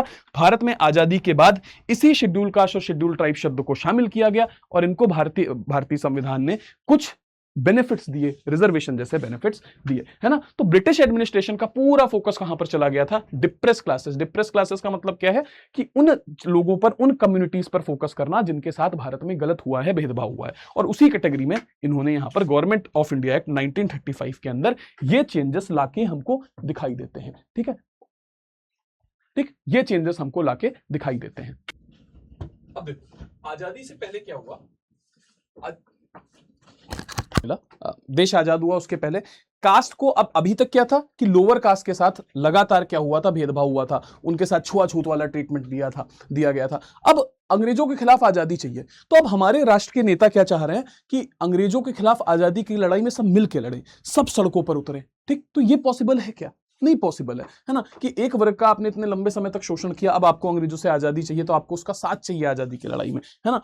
ठीक, तो उनका मोबिलाइजेशन एक बड़ी समस्या थी। मोबिलाइजेशन मतलब उनको साथ इकट्ठा करना था अंग्रेजों के खिलाफ आजादी की लड़ाई में। और जब वो जो लोग इनके साथ छुआछूत कर रहे थे, क्या वो लोग इनको आजादी की लड़ाई में आने देते? तो ये एक बड़ी समस्या थी। तो दोनों ही कम्युनिटीज को समझाना था। लगातार इनिशिएटिव लिए गए, ऐसे प्रयास किए गए जिससे खासकर अपर कास्ट के लीडर्स द्वारा और इसके साथ में लोअर कास्ट के लीडर्स द्वारा भी, जिससे इन लोअर कास्ट के लोगों को और अपर कास्ट के लोगों को समझाया जा सके कि भारत में जाति कितनी बड़ी प्रॉब्लम है, और जब तक जाति रहेगी अंग्रेजों के खिलाफ साथ में मिलकर के लड़ाई नहीं लड़ी जा सकती। इसमें 19 सेंचुरीज के कुछ सोशल रिफॉर्मर्स है। अगर उन 19 सेंचुरीज के हम सोशल रिफॉर्मर्स की बात करें जो ज्यादातर अपर कास्ट से थे, अय्यन कल्ली की बात करें, या फिर हम ज्योतिबा फुले की बात करें, सावित्रीबाई फुले की बात करें, है ना, पेरियार की बात करें, ठीक है, श्री नारायण गुरु की बात करें, है ना, तो ये कुछ अपर कास्ट के लीडर्स थे जिन्होंने भारत में सोशल रिफॉर्म मूवमेंट्स में कास्टिज्म को खत्म करने में बड़ी भूमिका निभाई। ठीक है, इसके अलावा आप देखेंगे कि इंडिपेंडेंस के बाद हम देखते हैं कि जो मूवमेंट था वो ज्यादातर इस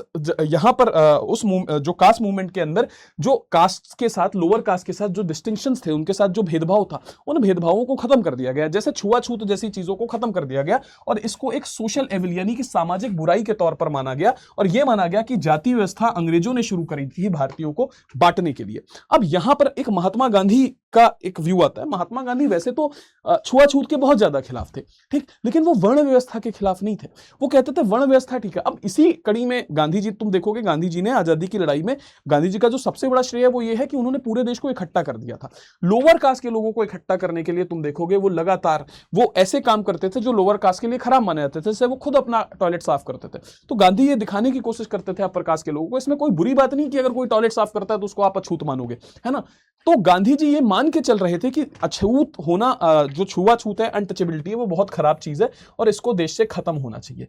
लेकिन अब आप ये भी तो समझो ना कि अछूत होने की वजह, अछूत होना सिर्फ एक सोशल डिस्क्रिमिनेशन नहीं है, एक सामाजिक बुराई नहीं कि अछूतों के साथ सोशल डिस्क्रिमिनेशन किया जा रहा है। उसमें समस्या यह है कि वो जो काम करते हैं उस काम में उनकी बहुत कमाई नहीं हुई है ना, उनकी इनकम बहुत कम रही है और ज्यादातर जो जमीनें हैं, ज्यादातर जो प्रॉपर्टी है वो अपर कास्ट ब्राह्मण क्षत्रियों ने अपने पास में रख रखी है। तो ये एक बड़ी समस्या थी जो शायद गांधी जी नहीं समझ रहे थे, है ना। तो अब खेल ये है कि कास्ट सिस्टम को तो वो अबॉलिश कर रहे हैं, लेकिन कास्ट सिस्टम को अबॉलिश करने का मतलब क्या है कि जो प्रॉपर्टी है वो भी लोअर कास्ट के लोगों में बांटी जाए। मैंने क्या बोला, जो प्रॉपर्टी है वो भी लोअर कास्ट के लोगों में बांटी जाए। इसके लिए देश में लैंड रिफॉर्म की जरूरत थी, भूमि सुधार की जरूरत थी, है ना, ठीक। और इधर गांधी जी ने अपर कास्ट के लोगों से क्या वादा कर दिया था कि आजादी के बाद जो आपके इंटरेस्ट हैं उनको बचा के रखा जाएगा, आपके जो हित हैं उनको बचा के रखा जाएगा। अगर देश आजाद हो गया तो आपकी पोजीशन में कोई खामी नहीं आएगी। ये तो एक तरीके की दोगली बात थी ना, कि एक से आप कह रहे हैं कि आपकी सिचुएशन को हम सुधारेंगे लोअर कास्ट के लोगों से, और लोअर कास्ट की सिचुएशन तब तक नहीं सुधरेगी जब तक अपर कास्ट के लोगों से आप जमीन लेकर के उनको नहीं देंगे। तो ये एक बड़ी समस्या हमको आते हुए दिखाई दे रही थी, ये एक आयरनी हमको आते हुए दिखाई दे रही थी। आजादी के बाद सरकार ने भी काफी प्रयास किए, जैसे कॉन्स्टिट्यूशन के अंदर अनटचेबिलिटी को अबॉलिश कर दिया गया, है ना। कॉन्स्टिट्यूशन में ये लिखा गया कि आज के बाद देश में अनटचेबिलिटी किसी भी फॉर्म में प्रैक्टिस नहीं की जाएगी। ये एक चीज यहां पर हमने होते हुए देखी। दूसरा हम देखते हैं कि स्टेट ने ना, जो सरकार है, भारत सरकार है, एक तरफ तो वो अनटचेबिलिटी को अबॉलिश कर रहा था, उसको लगा कि अनटचेबिलिटी को खत्म करने का तरीका क्या है, अनटचेबिलिटी को अबॉलिश ही कर दिया जाए। और अबॉलिश करने का मतलब क्या है कि अच्छा, और दूसरी चीज क्या करी कि कास्ट सिस्टम को हम ध्यान नहीं रखेंगे, कास्ट सिस्टम के नाम पर हम आंखें मूंद लेंगे। आंखें मूंदने का मतलब क्या था, अभी तक जो जॉब्स मिलती थी वो जाति के नाम पर मिलती थी कि ब्राह्मण है तो ब्राह्मण ये काम करेगा, है ना, ब्राह्मण जो है वो एजुकेशन का काम करेगा, रिलीजियस रिचुअल करेगा, क्षत्रिय जो है वो वॉरियर है, रूलिंग क्लास है। तो स्टेट ने बोला अभी सारी प्रॉब्लम इस वजह से हुई है क्योंकि जाति को हमने, जाति जो प्रोफेशन जो है वो हमने जाति के नाम पर दिए हैं। तो आजादी के बाद सरकार ने फैसला किया आज के बाद जो प्रोफेशंस हैं वो जाति के आधार पर नहीं दिए जाएंगे, वो मेरिट के नाम पर दिए जाएंगे, मेधा के नाम पर दिए जाएंगे। एग्जाम निकालो आईएएस बनो, ये नहीं किया जाएगा कि ब्राह्मण आईएएस बनेगा। तो इसको बोलते हैं स्टेट ने कास्ट ब्लाइंड अप्रोच फॉलो कर ली कि वो कास्ट का ध्यान ही नहीं रखेगा। लेकिन ये करते समय स्टेट एक बात भूल गया, यानी सरकार एक बात भूल गई कि भाई जो लोअर अपर कास्ट है, अब आप एग्जामिनेशन रख रहे हो आईएएस का एग्जाम निकालने के लिए, आईएएस का एग्जाम कौन निकाल पाएगा, जो एजुकेटेड है। आईएएस का एग्जाम कौन निकाल पाएगा, जिसके पास पैसा है। क्यों, क्योंकि पैसा है इस वजह से वो एजुकेटेड है, इसलिए उसने अच्छे कॉलेज में पढ़ा, एजुकेशन हासिल करी, और एजुकेटेड है इसलिए आईएएस का एग्जाम निकाल पाएगा। पॉइंट समझ में आया, पॉइंट समझ में आया। अब लोअर कास्ट आईएएस का एग्जाम कैसे निकाल सकते, कोई भी एग्जाम कैसे निकाल सकते, क्योंकि ना उनके पास एजुकेशन है, ना उनके पास कनेक्शंस है, सोशल कनेक्शन, ना किसी को जान पहचान है उनकी, ना उनके पास पैसा है। ठीक है, तो आप क्या कर रहे हो, अभी तक कास्ट सिस्टम के आधार पर जो भेदभाव हुआ उससे समाज का एक वर्ग ऊपर आ गया, है ना। कास्ट सिस्टम के आधार से जो भेदभाव हुआ उससे समाज का एक वर्ग ऊपर आ गया और एक वर्ग नीचे रह गया। ठीक, अब आप क्या कह रहे हो, अब सरकार कह रही कि हम तो जाति व्यवस्था को मानते ही नहीं। अरे जाति, अब दोनों के लिए हम बराबर कंपटीशन रख रहे हैं, तो बराबर कंपटीशन कैसे हुआ जब एक ऊपर है और एक नीचे है, तो कंपटीशन बराबर हो ही नहीं सकता कभी। पॉइंट समझ में आया, पॉइंट समझ में आया। तो स्टेट जो है, अच्छा, और इसके अलावा जो भारत में लैंड रिफॉर्म्स की जरूरत थी, अब इनको बराबरी अगर देनी थी तो बराबरी देनी, तो बराबरी देने का यह तरीका है कि देश की उस समय ज्यादातर जो प्रॉपर्टी थी, ज्यादातर जो जमीनें थी वो बड़े जमींदारों के पास थी, क्षत्रियों के पास थी। तो वो जमीनें अगर उनसे लेकर के इन छोटी माने जाने वाली वाली जातियों को दे दी जाए तो शायद उनके पास थोड़ा पैसा आ सके। स्टेट वो लैंड रिफॉर्म्स भी नहीं कर पाया। पॉइंट समझ में आ रहा है? पॉइंट समझ में आ रहा है? तो आप कोशिश तो कर रहे हो कि लोअर कास्ट को आप इक्वल टर्म्स पर लेकर के आओ, लेकिन उसके लिए जो जरूरतें हैं वो आप नहीं कर पा रहे हो। जो गवर्नमेंट पब्लिक पॉलिसी बना रही है वहां पर लोअर कास्ट का ध्यान नहीं रख पा रही है ना। सिर्फ एक रिजर्वेशन को छोड़ दिया जाए, बस एक चीज थी रिजर्वेशन जिसने इनकी सिचुएशन को थोड़ा सुधारा कि अपर कास्ट है ये लोअर कास्ट है, तो रिजर्वेशन ने, जिस रिजर्वेशन का मतलब क्या है, गवर्नमेंट जॉब में और गवर्नमेंट स्कूल्स में एडमिशन में इनके लिए कुछ सीटें रिजर्व कर दी गई जिससे इनकी एजुकेशन सुधरी थोड़ी बहुत। रिजर्वेशन को छोड़ करके भारत सरकार कोई भी ऐसा काम नहीं कर पाई आजादी के बाद जो इनकी सिचुएशन को सुधार सके। ठीक है, ठीक। अच्छा, अब इस तरीके से क्या होने लगा, अच्छा धीरे धीरे भारत में शहर बन रहे थे। शहर बन रहे थे तो शहरों की अपनी अलग जरूरतें हैं। शहरों में भाई आपको ट्रैवल करके अपने ऑफिस जाना है, ठीक। प्राइवेट नौकरियां आ रही हैं। प्राइवेट नौकरी में क्या है कि कोई फैक्ट्री है, कोई फैक्ट्री कपड़े बनाने वाली फैक्ट्री, अब उस फैक्ट्री को इंजीनियर चाहिए, तो वो फैक्ट्री इंजीनियर की जॉब पर उसको रखेगी ना जो ज्यादा योग्य होगा, जो ज्यादा पढ़ा लिखा होगा, ना कि उसको रखेगी जो ब्राह्मण है, जो क्षत्रिय है। इसका मतलब क्या है कि अब जॉब्स में हर किसी को, अब वो कंपनी अगर उसको कोई दलित मिल गया ज्यादा तो दलित को जॉब में रख लेगी। पॉइंट समझ में आया? तो अब क्योंकि उसको तो प्रॉफिट कमाना है, ठीक। तो अब क्या हुआ, हर प्राइवेट कंपनी में तुम देखोगे शहरों के अंदर क्या आने लगे, दलित भी काम कर रहे हैं, ब्राह्मण भी, क्षत्रिय भी साथ काम कर रहा है। अब वहां पर ये छुआछूत नहीं चल सकती जब एक साथ आपको एक ऑफिस में काम करना है, ठीक है। अब आपको भी अपने ऑफिस जाना है, सामने वाले को भी अपने ऑफिस जाना है, ठीक है, ठीक। तो ऑफिस जाने के लिए आपको पब्लिक बस का सहारा लेना पड़ेगा, ऑटो में बैठ के जाना पड़ेगा। तो ऑटो में बैठते समय आप बगल वाले की जाति थोड़े पूछोगे बार बार कि अरे दलित है तो उसको ऑटो से उतार दो, ठीक है। और अगर ऑटो वाला कह देगा, बस वाला कह देगा इतनी तुमको प्रॉब्लम है तो अपना खुद की बस लेकर चलो, खुद का ऑटो लेकर के चलो, है ना। तो तुम देखोगे पब्लिक स्फीयर में धीरे धीरे जो कास्ट है वो कमजोर होने लगी। इंडस्ट्रीज की वजह से नई जॉब्स आई, है ना, जिन्होंने ट्रेडिशनल कास्ट रूल को कमजोर कर दिया। अर्बनाइजेशन और कलेक्टिव सिटी लिविंग जो थी, उन्होंने तुम देखोगे कास्ट डिस्ट्रिक्शन को मेंटेन करना बड़ा मुश्किल कर दिया, ठीक है। लेबर और इंडस्ट्रीज जो आई, फैक्ट्री रिक्रूटमेंट में तुम देखोगे इन चीज का, लेकिन कास्ट सिस्टम का ख्याल नहीं रखा जाता था। लेकिन सिर्फ एक मुंबई टेक्सटाइल मिल्स का एग्जांपल हमको देखने को मिलता है जहां पर एक पर्टिकुलर कास्ट के लोगों को ही इंप्लॉय किया जाता था। क्यों? क्योंकि ऐसा माना जाता था कि उस कास्ट के लोगों के पास जुलाहा कम्युनिटी होती थी, है ना। तो ऐसा माना जाता था कि जुलाहा कम्युनिटी के पास जो कपड़े बुनने की नॉलेज है टेक्सटाइल के कपड़ों की, वो किसी के पास नहीं है। तो यहां पर जब यहां के लोग मिडिल मैन को बोलते थे, मिडिल मैन मतलब वो दलाल होते थे, जो जैसे ये कंपनी है ना, अब कंपनी को हायरिंग करनी है ना, कई लोगों को अपनी जॉब पर रखना है, तो वो किसको बोलेंगे, एक मिडिल मैन एजेंसी को बोलेंगे, है ना। मिडिल मैन एजेंसी बहुत सारे लोगों को जानती है ना, वो उन एम्प्लॉयज को जाकर के बोलेगी इस तरीके से एम्प्लॉयज इस फैक्ट्री में काम करेंगे, है ना। तो ये मिडिल मैन जो थे ये सिर्फ जुलाहे कम्युनिटी के लोगों को जॉब पे बुलाते थे। क्यों? क्योंकि ऐसा माना जाता था वो टेक्सटाइल के काम को ज्यादा अच्छे से जानते हैं, ठीक है, ठीक। तो हम देख रहे हैं कि कास्ट पब्लिक स्फीयर में कमजोर हो गई है। एक एक्सेप्शन है ना, इंडस्ट्रीज वगैरह में हम देखते हैं कुछ काम ऐसे हैं जो किसी पर्टिकुलर कम्युनिटी को ही दिए जाते हैं। तीसरी चीज क्या है कि इसका मतलब हमको ये अगर लगे कि कास्ट सिस्टम खत्म हो गया है ऑलमोस्ट, हाँ बस कुछ फैक्ट्रीज हैं जहां पर लोअर कास्ट के लोगों को जॉब दी जाती है, तो बात गलत है। क्यों? क्योंकि डोमेस्टिक स्फीयर में हम देखेंगे कास्ट आज भी मजबूत है ना।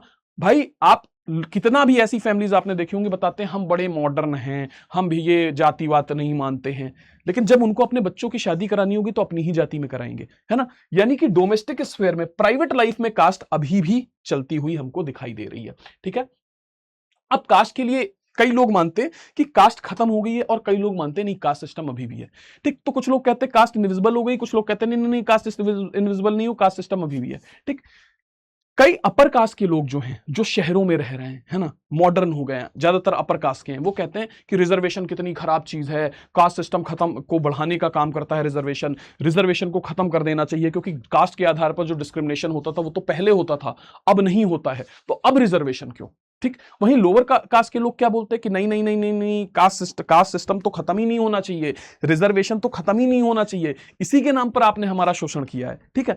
तो अब इसका मतलब क्या है, देखो कुछ लोग कहते हैं कि कास्ट खत्म हो गई है। अब ये खत्म हो गई है कौन लोग कह रहे हैं, ठीक। जो कहते नहीं हम तो जाति में मानते ही नहीं है, हम तो सारे लोग बैठ करके एक ही थाली में खाना करते हैं, हमारे तो हर जाति के लोग हैं, ये लोग वो हैं जब 1947 में देश आजाद हुआ तो जो टॉप जॉब्स थी, है ना, वो टॉप जॉब्स पर इनको मिल गई। क्यों? क्योंकि ये अपर कास्ट से आ रहे थे।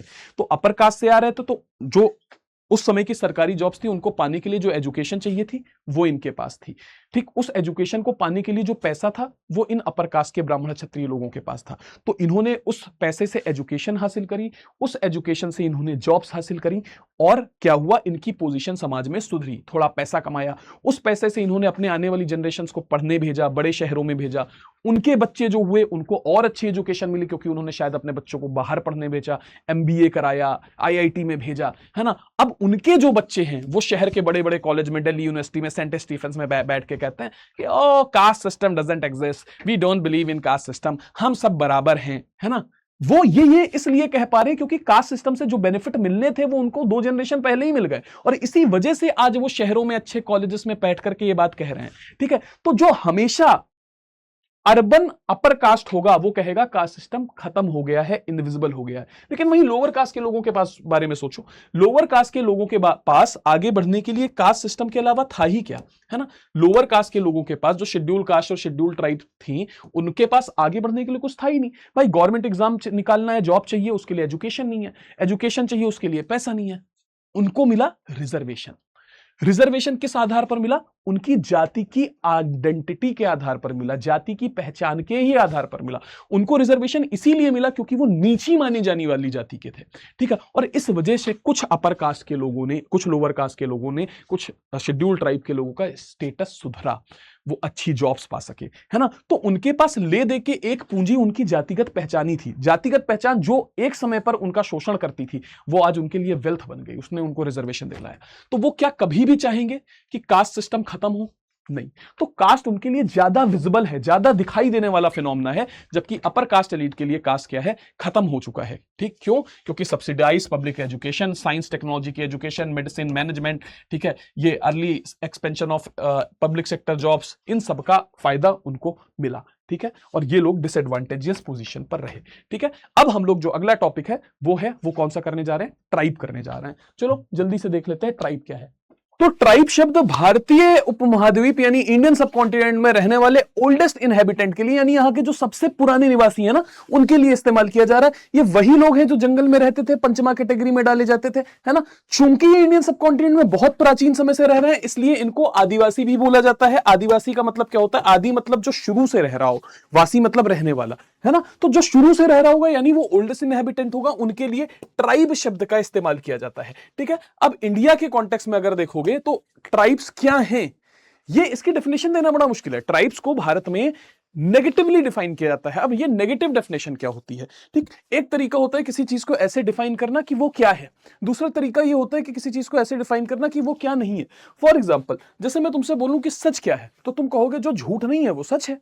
ठीक, मैंने तुमसे पूछा था सच क्या है, तुमने क्या बताया, क्या क्या नहीं सच है ना। तो जो झूठ नहीं है वो सच है। इसी तरीके से मैंने तुमसे पूछा कि ट्राइब क्या है, तुमने बताया कि जो ये काम नहीं करेगा वो ट्राइब है, जो ये नहीं करता है वो ट्राइब है। अब वो क्या क्या चीजें हैं, 3 चीजें ऐसी बताई गई हैं ट्राइब्स के बारे में, है ना। 3 फीचर्स ऐसे बताए हैं, उनके अंदर ये नहीं होते हैं। होते हैं नहीं होते हैं। पहली चीज तो उनका वैसा रिलीजन नहीं है जैसा हमारा रिलीजन है, मतलब हमारे रिलीजन का रिटन टेक्स्ट होता है, कोई धर्म ग्रंथ होता है। जैसे कि भाई इस्लाम के अंदर कुरान है, उसके हिसाब से इस्लाम चलता है। क्रिश्चियनिटी के अंदर बाइबल है, उसके हिसाब से क्रिश्चियनिटी चलती है। जुडाइज्म के अंदर तुम देखोगे ओल्ड टेस्टामेंट है, उसके हिसाब से चलती है ना। गुरु ग्रंथ साहिब सिखिज्म में है, हिंदुइज्म के अंदर कितनी किताबें। लेकिन जो ट्राइबल लोग हैं, ट्राइबल कम्युनिटी को तुम देखो, आदिवासियों को देखो, तो उनकी कोई किताब नहीं होती है, उनकी बस परंपराएं हैं। वो किसी पेड़ की पूजा कर रहे हैं, जंगल के देवता की पूजा कर रहे हैं, लेकिन कोई किताब जो उस पूजा करने का तरीका बताए, ऐसी कोई किताब नहीं है। दूसरी चीज क्या है कि वहां पर नॉर्मल स्टेट एब्सेंट रहता है। जैसे हमारे यहाँ पॉलिटिकल सिस्टम है ना, हमारे यहाँ पॉलिटिकल सिस्टम है कि भाई प्रधानमंत्री मोदी जी हैं, पूरी गवर्नेंस का सेटअप है ना। या पुराने समय में भी राजा महाराजा वाला हिसाब किताब होता था, उनके यहाँ ऐसा नॉर्मल पॉलिटिकल सिस्टम हमको देखने को नहीं मिलता। वहां पर क्या है, पूरी ट्राइब है, ट्राइब का एक मुखिया है, हेडमैन है, दैट्स इट। ठीक, वहां पर तुम देखोगे कोई भी क्लास डिवीजन नहीं है, no sharp class division, stratification नहीं है, यानी वहां की समाज के अंदर ऊंच नीच नहीं है कि कोई ऊंचा है कोई नीचा है। जैसे यहाँ अमीर ऊपर है, गरीब नीचे है, ब्राह्मण क्षत्रिय वैश्य ये ऊपर की कम्युनिटी है, शूद्र नीचे की कम्युनिटी, वहां ये सब नहीं है। वहां पर क्या है, सब इक्वल है, मोर ओवर सब इक्वल है, ज्यादातर सब इक्वल है, ज्यादातर बोल रहा हूं, ध्यान रखना। ठीक है, अच्छा अब ट्राइब्स भारत में रहते कहां हैं, तो ये तुम्हारे सामने नक्शा है, इस नक्शे को देखो, ये भारत का, ये है हमारा प्यारा भारत। अब हमारे प्यारे भारत में ये जो हरा वाला पोर्शन है, ये पूरा हरा वाला पोर्शन वो हिस्सा है जो भारत में ट्राइबल कंसंट्रेटेड रीजन है। ट्राइबल पॉपुलेशन सबसे ज्यादा इन इलाकों में देखने को मिलती है। इसका मतलब ये नहीं है कि बाकी इलाकों में ट्राइबल पॉपुलेशन नहीं है पर थोड़ी थोड़ी छटाक भर की ऐसे है ना।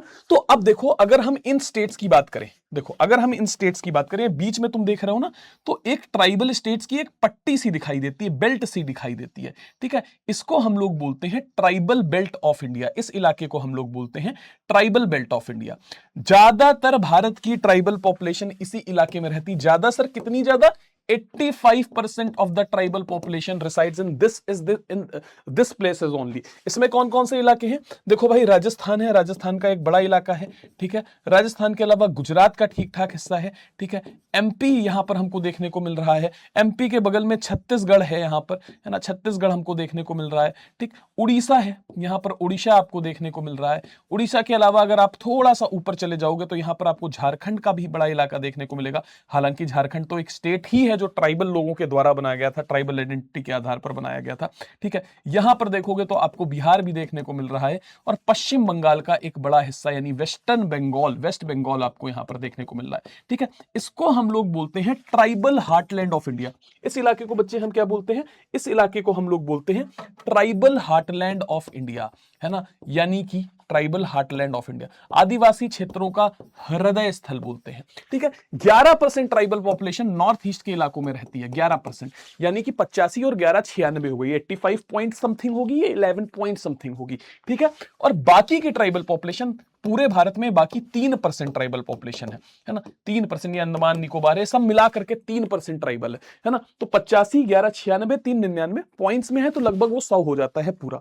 ये भारत में ट्राइबल पॉपुलेशन का डिस्ट्रीब्यूशन हमको देखने को मिलता है। यही बातें यहां पर लिखी हुई है, इसको एक बार में पढ़ लेना, ठीक। अगर हम अलग अलग स्टेट में देखेंगे कि तो किस स्टेट में सबसे ज्यादा ट्राइबल पॉपुलेशन रहती है, अगर हम इस बात को समझने की कोशिश करें तो अलग अलग स्टेट की कहानी हमको अलग अलग देखने को मिलती है। यहां पर हम ये समझने वाले हैं कि टोटल पॉपुलेशन में ट्राइबल पॉपुलेशन सबसे ज्यादा किस स्टेट में है, ठीक है। तो अगर हम बात करें तो आसाम को छोड़ करके जितने भी नॉर्थ ईस्ट स्टेट है, नॉर्थ ईस्ट स्टेट में एक स्टेट है जिसको हम आसाम बोलते हैं। आसाम कहां पर हमको दिखाई दे रहा है? ये हमको आसाम दिखाई दे रहा है, ठीक है। इस आसाम को अगर छोड़ दिया जाए तो जितने भी नॉर्थ ईस्ट के स्टेट्स हैं वहां पर 30% से ज्यादा ट्राइबल पॉपुलेशन है टोटल पॉपुलेशन की। अगर 100 लोग रहते हैं तो 30 लोगों से ज्यादा ट्राइबल्स हैं आसाम को छोड़ के, सारे नॉर्थ ईस्ट स्टेट में।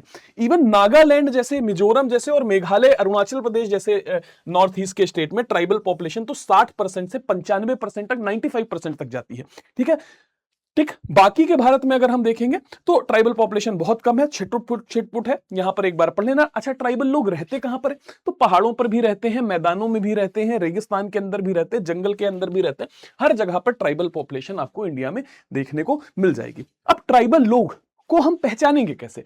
ट्राइबल लोगों को पहचानने के दो तरीके हैं। एक है परमानेंट फीचर्स, ठीक है, ऐसे फीचर जो हमेशा से ट्राइबल कम्युनिटी में पाए जाते हैं, ठीक है। और दूसरे फीचर ऐसे होते हैं जिनको हम लोग एक्वायर्ड फीचर बोलते हैं, अर्जित लक्षण बोलते हैं, यानी जो समय के अनुसार उन्होंने एक्वायर्ड कर लिया। ट्राइब्स हमेशा से वैसी नहीं थी, पर समय के अनुसार उन्होंने खुद को बदला है। तो जाहिर सी बात है, एक्वायर्ड फीचर्स वो फीचर हैं जो समय के साथ बदलते हैं, जबकि परमानेंट फीचर वो हैं जो नहीं बदलते हैं, या बदलते भी हैं तो बहुत लंबे समय तक बदलते हैं, बहुत लंबे समय में बदलते हैं। तो परमानेंट फीचर्स के आधार पर ट्राइब को किन किन आधारों पर पहचाना जा सकता है?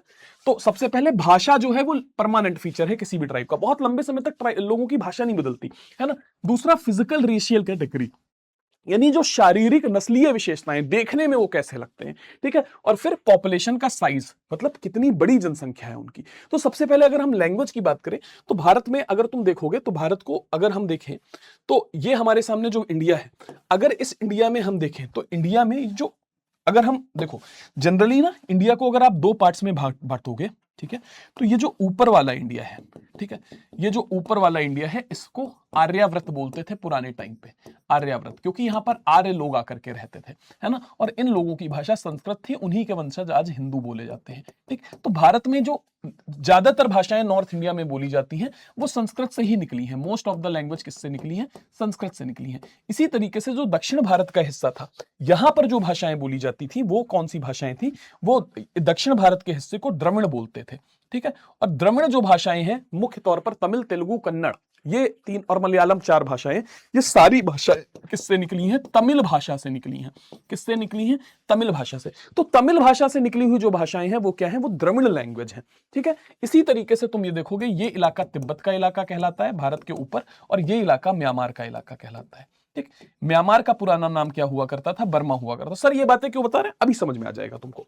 देखो, यहां पर जो तुमको बताने की कोशिश की जा रही है कि अगर भाषाओं के आधार पर ट्राइबल्स को हमें पहचानना है भारत में, ठीक, तो अलग अलग भाषाएं, भारत में बहुत सारी भाषाएं चलती भाई। आर्यन लैंग्वेजेस हैं, आर्यन लैंग्वेज में हिंदी है, संस्कृत है, गुजराती है, बंगाली है, उड़िया है। ठीक, ये सारी भाषाएं पूरे भारतीय लोग बोलते हैं, लेकिन इसमें से कितने ट्राइबल्स ऐसे हैं जो आर्यन लैंग्वेज बोलते हैं?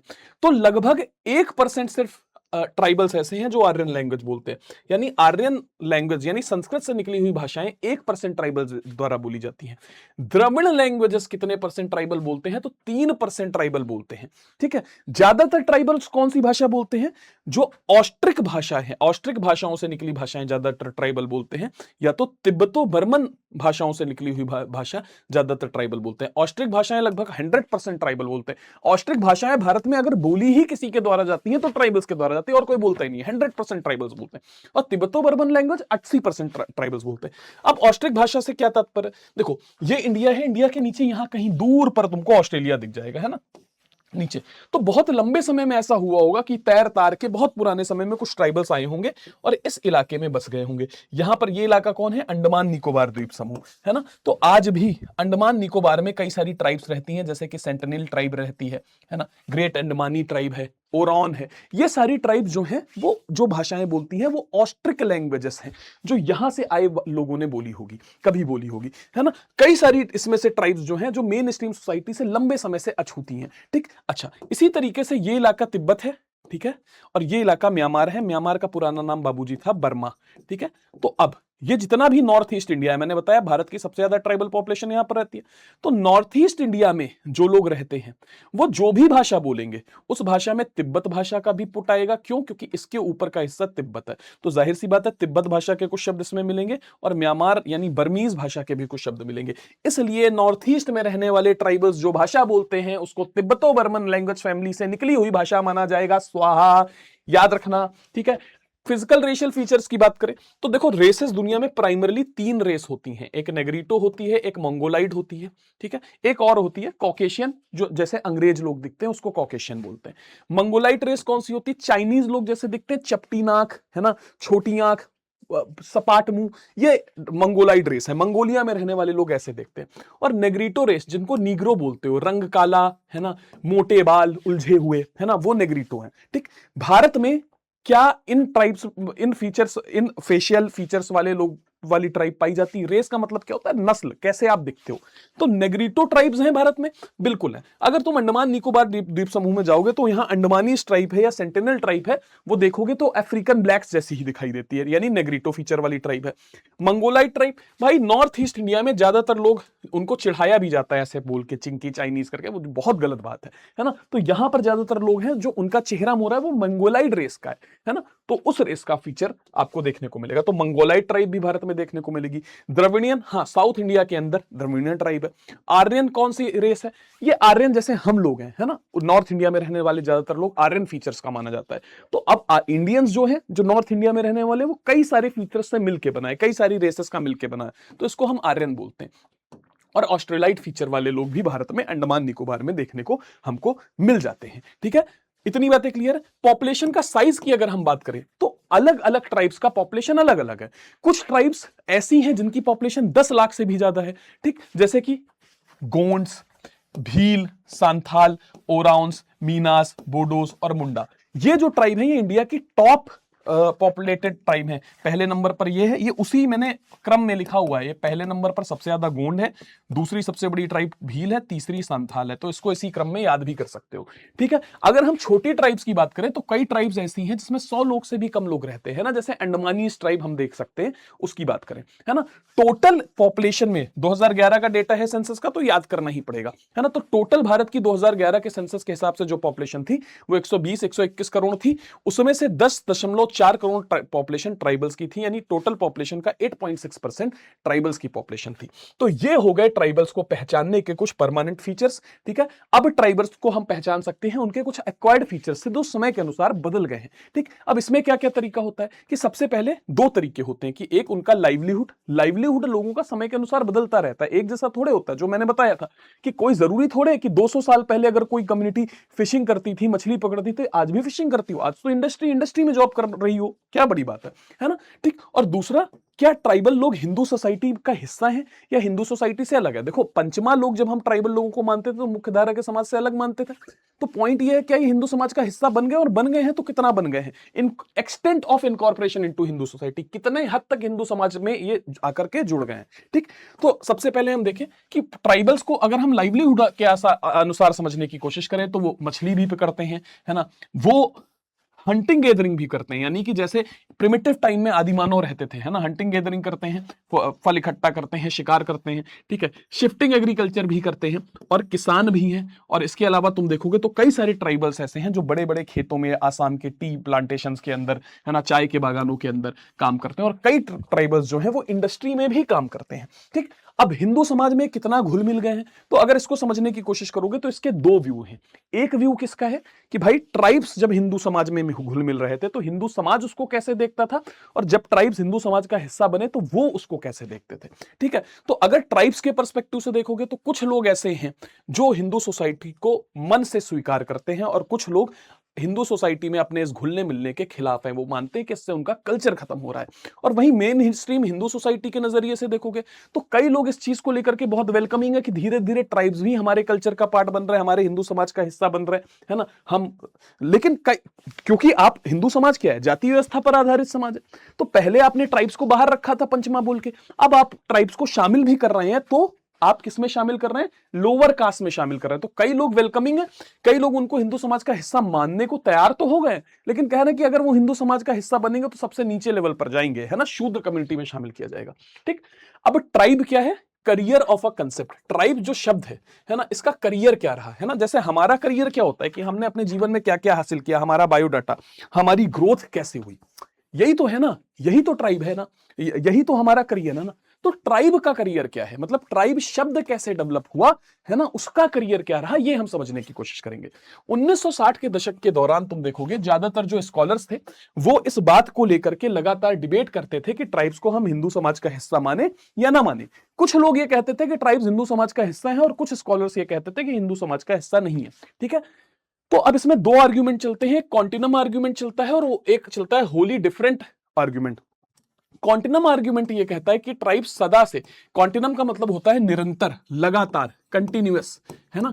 तो जब से इंडियन सोसाइटी एग्जिस्ट कर रही है कंटिन्यूअसली, ट्राइब उसका पार्ट है, दैट मींस वो हिंदू समाज का पार्ट है, पार्ट ऑफ हिंदू सोसाइटी है, ठीक है। जबकि एक आर्ग्यूमेंट कहता है कि नहीं, जो ट्राइब्स हैं वो पूरी तरीके से अलग हैं। अब जो कहते हैं कि ट्राइब्स जो है हिंदू समाज का हिस्सा हैं, ठीक है, वो हिंदू समाज का हिस्सा है, वो क्या कहते हैं कि ट्राइब जो है वो कास्ट पीजेंट सोसाइटी से अलग नहीं है। जो कृषि जाति वाला समाज था, जाति व्यवस्था जो थी जिसमें कुछ लोग खेती किसानी करते थे, कुछ लोग ब्राह्मण थे, कुछ लोग क्षत्रिय थे, उस व्यवस्था के ही एक हिस्से हैं, ठीक है। जबकि दूसरे लोग कहते हैं कि नहीं नहीं नहीं, ट्राइब्स को तो आपने कभी मुख्यधारा के समाज में शामिल ही नहीं होने दिया, आपने तो उनको पंचमा कह के अलग थलग कर दिया, ठीक। अब ये लोग ज्यादातर कौन है? ये अंग्रेज हैं, विदेशी लोग हैं, है ना, जो कॉलोनियल हिस्टोरियंस हैं, वो ये वाली बात मानते हैं। क्यों? क्योंकि वो हमेशा भारतीयों को लड़ाना चाहते हैं ना, तो वो कभी ये नहीं मानने को तैयार होंगे कि ट्राइब्स जो है वो हिंदू समाज का हिस्सा है। वो बार बार ट्राइब को भड़काने की कोशिश करेंगे ना, तो ट्राइब्स को सिखाएंगे नहीं, ये लोग कभी भी तुमको अपना पार्ट नहीं मानते थे। और ये लोग जो है ज्यादातर वो नेशनलिस्ट हिस्टोरियंस है, ये कोशिश कर रहे हैं कि यार जो पास्ट में गलतियां हुई वो छोड़ो, हम आज ये दिखाने की कोशिश करेंगे कि ट्राइब्स हमारे समाज का ही एक हिस्सा है।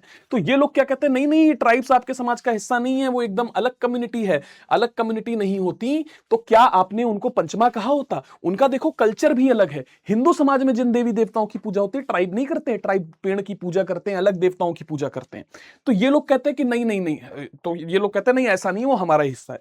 तो अब ये लोग कहते हैं कि अगर ट्राइब्स आपका हिस्सा होते, है ना, तो वो लोगों के आपके हिंदू समाज में सबसे बड़ी चीज क्या है? जाति व्यवस्था। और जाति व्यवस्था किस पर टिकी हुई है? प्यूरिटी और पॉल्यूशन के कंसेप्ट पर टिकी हुई है। ट्राइब्स में तो प्यूरिटी और पॉल्यूशन नहीं होता, ट्राइब्स में तो सब बराबर है ना, भाई जो प्योरिटी और पॉल्यूशन जो हिंदू कास्ट सिस्टम की केंद्रीय व्यवस्था है वो ट्राइब्स में नहीं है, और इसलिए ट्राइब्स आपसे अलग हैं। तो ये कह रहे हैं, ये लोग कह रहे हैं कि हाँ ठीक है, ट्राइब, ऐसा मत बोलो कि ट्राइब्स में बिल्कुल जाति व्यवस्था नहीं है, ट्राइब में बिल्कुल प्योरिटी और पॉल्यूशन नहीं है। ट्राइब में क्या बोलते हैं, ऊंच नीच ट्राइब में ही है भैया, लेकिन वो उतना ज्यादा नहीं है। ट्राइब्स के अंदर भी स्ट्रेटा है ना, ऊंच नीच है, लेकिन वो ऊंच नीच इतनी ज्यादा नहीं है, वो लेस स्ट्रेटिफाइड सोसाइटी है ना। वहां पर भी स्ट्रेटिफिकेशन है, मतलब ऊंच नीच है, पर वो थोड़ी कम है। अब ये लोग क्या कह रहे हैं, ये लोग कह रहे हैं कि ट्राइब्स जिन भगवानों की पूजा करते हैं, ट्राइब्स एनिमिस्ट हैं। एनिमिस्ट मतलब कि जो जीव की पूजा करें, जीव है ना, जीवन की पूजा करें। ट्राइब्स ये मानते हैं, कई सारी ट्राइब्स हैं वो ये मानते हैं कि पेड़ों में भी आत्मा है, पत्थरों में भी आत्मा है, इवन जब उनके पूर्वज मर जाते हैं तो उनकी आत्माओं की पूजा करते हैं। आत्मा की पूजा करने की वजह से इनको एनिमिस्ट बोलते हैं, ठीक है। जबकि ये हिंदू समाज में एनिमिज्म नहीं है। हिंदू समाज में भी एनिमिज्म हमको देखने को मिलता है, पर इतना ज्यादा नहीं देखने को मिलता है। हिंदू समाज को अगर तुम देखने की कोशिश करोगे तो तुम ये पाओगे कि हिंदू समाज के अंदर भी पितृपक्ष में पूर्वजों की पूजा की जाती है ना। तुम देखोगे, अच्छा, हिंदू समाज के जो लोग ये ट्राइब्स को मानते हैं कि ये हमारे हिंदू समाज का ही हिस्सा है, वो क्या मानते हैं कि more community based rather than individual notion of resource ownership. कि भाई जैसे हमारे समाज में ना ऊंच नीच होती, प्राइवेट प्रॉपर्टी का कंसेप्ट है, लोगों ने अपने घर बना लिए, अपनी जमीनें बना ली हैं, है ना। तो ट्राइब और किसी के पास नहीं है, ठीक। तो इस वजह से हमारे समाज में क्या आता है, स्ट्रेटिफिकेशन आता है, अंतर आता है, ऊंच नीच आती है। जबकि ट्राइब में भी है, लेकिन ट्राइब प्राइवेट प्रॉपर्टी नहीं रखती, वो कम्युनिटी बेस्ड प्रॉपर्टी की ओनरशिप वहां पर होती है, ठीक। अच्छा, ये अलग अलग लोग अलग अलग बातें कर रहे थे, अलग अलग लोग अलग अलग बातें कर रहे थे, लेकिन 1970 तक आते आते, 15 मिनट, ठीक है, 1970 तक आते आते ट्राइब्स की जितनी भी डिफिनेशन थी वो गलत साबित होने लगी। अभी तक ट्राइब्स के बारे में जितनी डिफिनेशन दी जा रही थी वो गलत साबित होने लगी, ठीक। सबसे पहले कि ये जो बोला जा रहा था कि ट्राइब और पीजेंट सोसाइटी में, कास्ट सोसाइटी में अंतर है, वो डिफरेंस फेल हो गया, ठीक है। ट्राइब्स को बताया जा रहा था कि ट्राइब्स साइज के हिसाब से छोटी होती हैं, वो डिफरेंस भी फेल हो गया। क्यों? क्योंकि कई ट्राइब्स ऐसी हैं जिनका साइज भी बड़ा निकला। ट्राइब अलग आइसोलेशन में रहती हैं, जंगल में रहती नहीं, धीरे धीरे ट्राइब्स मुख्यधारा के समाज में भी दिखाई देनी पड़ी, लखनऊ, है ना, गुवाहाटी, इन शहरों में भी दिखाई देने लगी। ट्राइब्स का रिलीजन अलग है, धीरे धीरे ट्राइब्स में देखने को मिलने लगा उन भगवानों की भी पूजा हो रही है जो हम करते हैं, है ना, मुख्यधारा के समाज में करते हैं। ट्राइब्स का लाइवलीहुड हमेशा मछली पकड़ेंगे, प्रिमिटिव लाइवलीहुड है, शिकार करेंगे, नहीं, धीरे धीरे ट्राइब्स इंडस्ट्री में भी काम करने लगे। तो ट्राइब्स की जितनी भी डेफिनेशन दी जा रही थी वो गलत साबित होने लगी, ठीक। तो अब ट्राइब्स के अंदर ये बताया गया, कैसे गलत साबित होने लगी। साइज और आइसोलेशन की अगर हम बात करें तो कई सारी ट्राइब्स हैं, सांथाल, गोंड भी साइज में बहुत बड़ी हैं। लाइवलीहुड एंड एग्रीकल्चर वाली परिस्थिति में कि भाई ट्राइब सिर्फ पुरानी तरीके से जीवन यापन करेंगी, तो मुंडा और हो जैसी ट्राइब जो है वो तुम देखोगे सेटल्ड एग्रीकल्चर कर रही हैं, वो शिकार नहीं कर रही हैं जैसे आदिमानव करते थे, ठीक है। तो ये जो हंटिंग गैदरिंग सोसाइटी है ट्राइब, इस स्टेरियोटाइप को भी इन्होंने तोड़ दिया, है ना। अब तुम देखोगे कई सारी ट्राइब्स जो हैं वो हंटिंग गैदरिंग भी कर रही हैं, ऐसा नहीं कि हंटिंग गैदरिंग खत्म कर दी है, लेकिन कई सारी, जैसे बिरहोर्स ऑफ बिहार हैं, पर कई सारी ट्राइब्स ऐसी हैं जो क्या करते हैं, क्या बोलते हैं, जो स्पेशलाइज्ड हो गई हैं, बास्केट्स बनाने लगी हैं, प्रेस ऑयल्स बनाने लगी हैं ना, यानी इंडस्ट्रियल काम में भी जा रही। तो मतलब ट्राइब्स के लिए जितनी भी पुरानी हम डेफिनेशन दे रहे थे, स्टीरियोटाइप कर रहे थे, वो सारी डेफिनेशन गलत साबित हो गई, ठीक। अच्छा, अब दूसरी चीज देखते हैं कि ट्राइब्स का हिंदू समाज का हिस्सा है कि नहीं है, ठीक। तो कई लोग मानते हैं कि है, और ट्राइब्स हिंदू समाज का हिस्सा है, तो किस तरीके से वो हिंदू समाज में शामिल हुए। तो सबसे पहले एक तरीका होता है संस्कृताइजेशन। अब संस्कृताइजेशन क्या कंसेप्ट है, देखो, जब हम कास्ट पढ़ रहे थे तो हमने आपको संस्कृताइजेशन वाला टॉपिक स्किप कर दिया था कि आगे चल के बताएंगे। अब संस्कृताइजेशन वाला कंसेप्ट क्या कहता है, देखो, संस्कृताइजेशन का पहले तो सिद्धांत देखो किसने दिया था, एम एन श्रीनिवास ने दिया था। और एम एन श्रीनिवास ने संस्कृताइजेशन का सिद्धांत देते हुए ये बताया कि जब लोअर कास्ट के साथ, या जो ट्राइबल्स हैं जिनके साथ अछूआछूत होता था, अनटचेबिलिटी होती थी, तो इनको समाज में सम्मान नहीं मिलता था। अब समाज में सम्मान पाने के लिए इन्होंने देखा समाज में सम्मान किसको मिलता है, ब्राह्मणों को, क्षत्रियों को, अपर कास्ट को। तो इन्होंने क्या किया, अपर कास्ट की जीवन शैली को फॉलो करना शुरू किया। इनको भी समाज में सम्मान चाहिए था। समाज में सम्मान तभी मिलेगा जब आपकी जाति जो ऊंची होगी, और आपकी जाति ऊंचे हो नहीं सकती अगर आपने जन्म नहीं लिया। तो क्या तरीका है, तो इन्होंने सोचा धोखा है, दूसरा तरीका हो सकता है। कैसे भाई, अगर हम अपर कास्ट जैसे दिखने लगे तो हमको समाज में सम्मान मिलने लगेगा। तो कई सारे लोअर कास्ट के लोगों ने और पंचमा यानी ट्राइबल लोगों ने क्या करना शुरू किया, अपर कास्ट के लोगों जैसा तिलक लगाना शुरू किया, धोती कुर्ता पहनना शुरू किया, पंडितों जैसी शिखा रखना शुरू किया, जनेऊ धारण करना शुरू किया। और जब ये करके वो शहर में निकलते थे तो लोगों को लगता था कि ये तो पंडित जी हैं, तो ठाकुर साहब है, लोग पंडित जी ठाकुर साहब बोल के पैर छूने लगते थे। यानी उन्होंने अपर कास्ट के रीति रिवाजों को अपनाया, उनकी प्रैक्टिसेस को, उनकी लाइफस्टाइल यानी उनकी संस्कृति को अपनाया और समाज में सम्मान पाने लगे, अपनी स्थिति को ऊपर उठा लिया। इस प्रोसेस को संस्कृताइजेशन बोला गया। Sanskritization is a process where member of usually middle और lower caste attempt to raise their own social status. Method क्या है? इस मेथड को रिचुअल्स को अडॉप्ट करके या डोमेस्टिक और सोशल प्रैक्टिसेस को अडॉप्ट करके हायर कास्ट की किया जाता है। यह कंसेप्ट किसका है? एम एन श्रीनिवास का। डोमिनेंट कास्ट एक कंसेप्ट है, लेकिन हम उसे अभी यहां नहीं पढ़ाएंगे क्योंकि डोमिनेंट कास्ट कंसेप्ट आगे जाकर के हम एक बार और पढ़ेंगे, है ना, नेक्स्ट चैप्टर में भी पढ़ेंगे और कल्चरल चेंज वाले चैप्टर में भी पढ़ेंगे, इसलिए उसको यहां पढ़ने की जरूरत नहीं है। ठीक है, ठीक। तो एक तरीका था ट्राइब्स जिससे संस्कृताइजेशन होकर के हिंदू समाज में आने लगे। दूसरा क्या है कि शूद्र फोल्ड में उनको एक्सेप्ट किया जाने लगा। तीसरा तरीका क्या है? एकल्चरेशन, है ना, ट्राइबल इलाकों पर कई राजा अटैक करते थे या ट्राइबल इलाकों में धीरे धीरे हमने अपनी इंडस्ट्रीज बनाई, उन जगहों पर हम जाकर के मुख्यधारा के समाज के लोग जाकर के वहां पर रहने लगे। तो वो क्या हुए? ट्राइबल लोगों के साथ इंटरमिंगल्ड होने लगे। ट्राइबल लोगों के साथ जब रहने लगे तो ट्राइबल लोगों ने हमारा कल्चर देखा, हमने थोड़ा कल्चर उनका अपनाया, उन्होंने हमारा।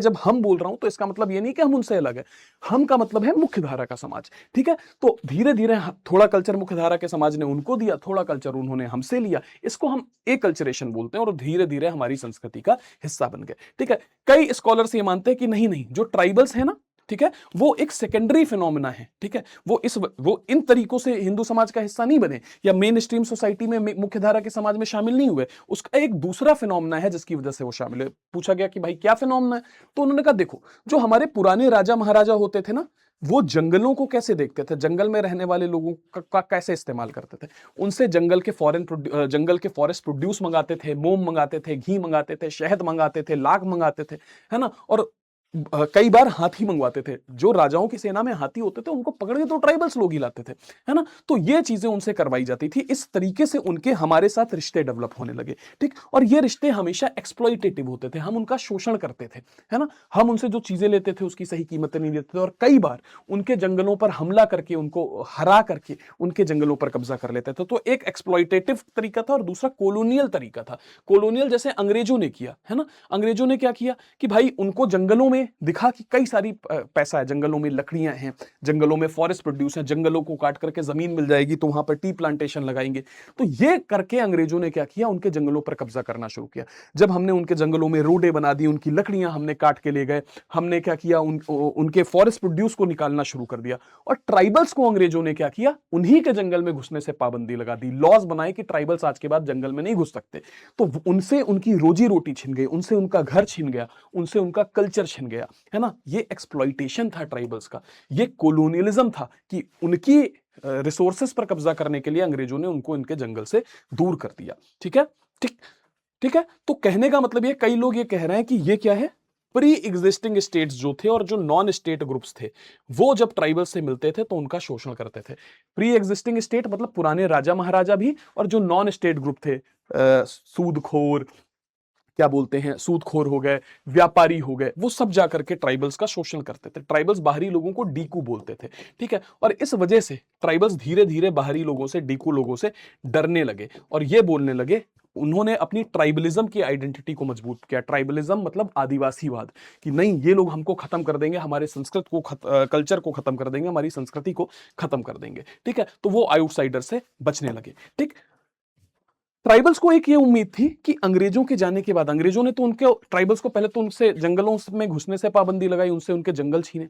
दूसरी चीज अंग्रेजों ने क्या करी, है ना, उनसे उनके जंगल छीन लिए। और दूसरी चीज अंग्रेजों ने क्या करी कि उनके जंगल्स के रिसोर्सेस को लूट डाला। तो ट्राइबल्स को एक उम्मीद ये थी कि जब अंग्रेज भारत से चले जाएंगे तो भारतीयों का राज आएगा ना, हमारे लोगों का राज आएगा ना, और वो कम से कम ट्राइबल्स को उनके जंगल वापस करेंगे, है ना, वो ट्राइबल्स के जंगलों को उस तरीके से नहीं लूटेंगे। और इस वजह से आजादी की लड़ाई में ट्राइबल्स अंग्रेजों के खिलाफ खड़े भी हुए थे। ठीक, लेकिन जैसे ही देश आजाद हुआ, देश को डेवलपमेंट करना है ना, देश को आईआईएम चाहिए, आईआईटी चाहिए, देश को इंडस्ट्रीज चाहिए, इंडस्ट्रीज को बिजली चाहिए, बिजली बनाने के लिए डैम चाहिए, और डैम बनाने के लिए जंगल काटे जाएंगे, नदी के किनारे के जंगल, और जब जंगल काटे जाएंगे तो ट्राइबल्स डिस्प्लेस होंगे। माइंस चाहिए हैवी इंडस्ट्रीज बनाने के लिए, स्टील इंडस्ट्री बनाने के लिए लोहे की माइंस चाहिए। माइंस कहाँ है? जंगलों में। कोयले की माइंस चाहिए, कहाँ है? जंगलों में, है ना। तो जंगलों को काट के लोहे की माइंस निकाली गई, लोहे की माइंस से लोहा निकाला गया, कोयला निकाला गया, वहां पर इंडस्ट्री लगाई गई। और जब इंडस्ट्री लगाई गई, अगेन ट्राइबल्स को इंडस्ट्री में काम करने की एजुकेशन नहीं थी, नॉलेज नहीं थी, जंगल कटे, उनका घर छिना, वो डिस्प्लेस हो गए बेचारे, इधर उधर भटकने लगे कि कहीं काम मिल जाए, कहीं रहने के लिए जगह मिल जाए। और हुआ क्या? हुआ उल्टा। ट्राइबल इलाकों में बाहरी लोग जो नॉन ट्राइबल्स थे वो जा करके रहने लगे, है ना। उन इंडस्ट्रीज में बाहरी लोगों को जॉब मिली, उन इंडस्ट्रीज के अंदर बाहरी लोग जाने लगे, उनके शहरों में बाहरी लोग जाने लगे, और हैवी इन माइग्रेशन हुआ नॉन ट्राइबल्स का। यानी ट्राइबल्स लोग अपने क्षेत्रों से, अपनी जमीनों से छिन गए। त्रिपुरा को तुम देखोगे तो 10 साल में आधी पॉपुलेशन वहां की हो गई है। अरुणाचल प्रदेश में भी सेम प्रेशर देखने को मिल रहा है। ठीक है, ठीक, चलो ठीक। तो अब ट्राइबल्स, दो तरीके के ट्राइबल्स हमको देखने को मिलते हैं। अब धीरे धीरे क्या हुआ, कुछ ट्राइबल्स इस तरीके से बर्बाद हो गए, गरीबी में झोंक दिए गए। लेकिन कुछ ट्राइबल्स जो थे, जिन्होंने रिजर्वेशन का फायदा उठाया और थोड़ा जॉब हासिल करी, एजुकेशन हासिल करी, थोड़ा पैसा कमाया, वो अब एजुकेटेड मिडिल क्लास ट्राइबल बन गए। उनका पेट भरा था, उन ट्राइबल्स का पेट भरा था। ठीक। और दूसरे ट्राइबल्स थे जो गरीब हो गए, जंगल छिन जाने के वजह से खाने को रोटी नहीं बची। तो जिसके पास रोटी नहीं है उसकी डिमांड क्या है? रोटी चाहिए, है ना। उनकी डिमांड इकोनॉमिक है कि हमको रोटी चाहिए, हमको लाइवलीहुड चाहिए, जो हमसे आपने छीन लिया है। और जो ट्राइबल जिनका पेट भरा है, जिनके पास रोटी है, यानी मिडिल क्लास वाले जो ट्राइबल हैं, उनकी डिमांड क्या है? उनके इश्यूज ये हैं कि बाहर के लोग जो आकर के हमारे इलाकों में रह रहे हैं वो यहां से जाएं, हमको अपना कल्चर बचाना है। ठीक है, तो एजुकेटेड मिडिल क्लास की डिमांड अलग है, पुअर और एजुकेटेड ट्राइबल्स की डिमांड अलग है। ठीक है, चलो अगला टॉपिक क्या है? फैमिली और किनशिप है। फैमिली और किनशिप टॉपिक क्या है? पहले तो समझो फैमिली क्या होता है, परिवार होता है, और किनशिप क्या होता है? नातेदारी, रिश्तेदारी, आपका जो खानदान है, चाचा ताऊ, बापा बुआ, फूफा, सब ये आपका खानदान है। फैमिली क्या है? फैमिली एक ऐसी जगह है जो आपकी इमोशनल नीड पूरी करती है, आपको प्यार मिलता है। पर क्या सिर्फ आपको वहां पर प्यार मिलता है, इमोशनल नीड फुलफिल होती है? नहीं, वहां पर वायलेंस भी होता है, इनजस्टिस भी होता है। बाबा ने पापा को ज्यादा जमीन दे दी, ताऊ कम जमीन दे दी, ताऊ जी को ज्यादा दे दी, चाचा को ज्यादा दे दी, हमारे पापा के साथ अत्याचार हो गया। ठीक, जमीन के विवाद ने भाई ने भाई की जान ले ली, बेटे ने मां का कत्ल कर दिया। तो परिवारों में ये चीजें भी होती हैं, है ना। लड़की नहीं चाहिए तो लड़की को मार दिया जाता है, पैदा होते फीमेल इन्फेंटिसाइड। तो परिवारों में दोनों चीजें होती हैं, डुअल स्पेस है परिवार के अंदर। ठीक है, और परिवार तुम देखोगे तो परिवार आइसोलेशन में नहीं रह रहा है, परिवार बाकी के सोशल इंस्टीट्यूशंस के साथ भी जुड़ा है। कैसे भाई? परिवार होगा तो मार्केट में काम करने के लिए, इकोनॉमी में पार्टिसिपेट करने के लिए कल को लेबर होगा, जो बच्चे पैदा होंगे वो लेबर वहां पर काम करेंगे। कल को पॉलिटिकल लीडर्स मिलेंगे देश को, है ना, राजनेता मिलेंगे, है ना। धर्म को मानने के लिए फॉलोअर्स मिलेंगे अगर परिवार में बच्चे पैदा होते रहेंगे। परिवार ही नहीं तो बाकी के सोशल इंस्टीट्यूशंस खत्म। ठीक है, ये होता है परिवार का मतलब। परिवार कितने तरीके के होते हैं? दो तरीके के परिवार होते हैं। एक न्यूक्लियर फैमिली होती है, इसको एकल परिवार बोलते हैं। ठीक है, एकल परिवार, इसका मतलब क्या है? यहां पर एक कपल ही रहेगा, एकल परिवार में एक कपल रहेगा, है ना। तो यहां पर क्या है? मम्मी, ठीक है, पापा, ठीक, और इनके बच्चे। ठीक है, तो यहां पर क्या है? दो ही जनरेशन है, दो से ज्यादा जनरेशन नहीं है, मम्मी पापा इनके बच्चे। ठीक है, किड नंबर 1, किड नंबर 2। ठीक, ये न्यूक्लियर फैमिली है। ज्वाइंट फैमिली में क्या होता है, या एक्सटेंडेड फैमिली में क्या होता है? एक से ज्यादा कपल रहते हैं। ठीक है, और कई बार एक से दो से ज्यादा जनरेशन रहते हैं, जनरली 3 जनरेशन। जैसे मम्मी पापा, ठीक है, मम्मी थी, ठीक है, मम्मी थी, पापा थे, इनके 2 बच्चे थे। ठीक है, इनके 2 बच्चे, किड 1, किड 2, किड 2। ठीक है, इनकी शादी हो गई, इनकी वाइफ आएगी तो इनके और बच्चे होंगे, किड होंगे। ठीक है, इनकी भी वाइफ आएगी तो इनसे 2 बच्चे होंगे। ठीक है, इनसे 2 बच्चे, इनसे भी एक किड होगा। तो क्या हुआ? Generation 1, first generation, second generation, third generation. 2 से ज्यादा कपल रह रहे हैं, एक कपल ये, एक कपल ये, एक कपल ये क्या है? न्यूक्लियर या ज्वाइंट फैमिली है। बात समझ में आ रही है? ठीक, जो एक्सटेंडेड फैमिली है, कई बार यह माना जाता है कि भारत में ज्वाइंट फैमिली का ही कंसेप्ट हुआ करता था। ठीक, जो कि बात काफी हद तक सही है। ठीक है, तो क्या भारत में अब न्यूक्लियर फैमिली आने लगी है, एकल परिवार आने लगे हैं? तो क्या ये भी भारत की विशेषता है? नहीं। यहां पर एक सोशियोलॉजिस्ट हैं जिनका नाम है आईपी देसाई, वो ये मानते हैं कि भाई ज्वाइंट फैमिली जैसा कोई शब्द भारत में चलता ही नहीं था। भारत में परिवार का मतलब ही था कि सब साथ में रहते थे, तो ज्वाइंट फैमिली ही परिवार का मतलब था। ये विदेशी शब्द है। अंग्रेजों के यहां ऐसा होता था कि कुछ लोग बाहर जॉब करने के लिए चले गए दूसरे शहर में, तो वहां पर उन्होंने अपना शादी कर ली, अपने बच्चे किए, तो वहां पर उनकी क्या हो गई? न्यूक्लियर फैमिली हो गई। गांव में वो अपनी ज्वाइंट फैमिली छोड़ के चले गए। तो इंग्लैंड में ज्वाइंट और न्यूक्लियर फैमिली शब्द अलग कर दिया गया था। यही अंग्रेज जब भारत में आए तो भारत में देखा कि भरा पूरा परिवार साथ, भारतीय लोग तो परिवार ही बोल रहे थे, फैमिली बोल रहे थे, लेकिन उन्होंने देखा कि भारत में ज्वाइंट फैमिली रह रही है, उनके हिसाब से वो ज्वाइंट फैमिली थी। तो ज्वाइंट फैमिली उनका दिया हुआ शब्द है और उसका ट्रांसलेशन संयुक्त परिवार भारत के कंटेक्स्ट में है। ठीक, अब परिवार कितने प्रकार के होते हैं भाई?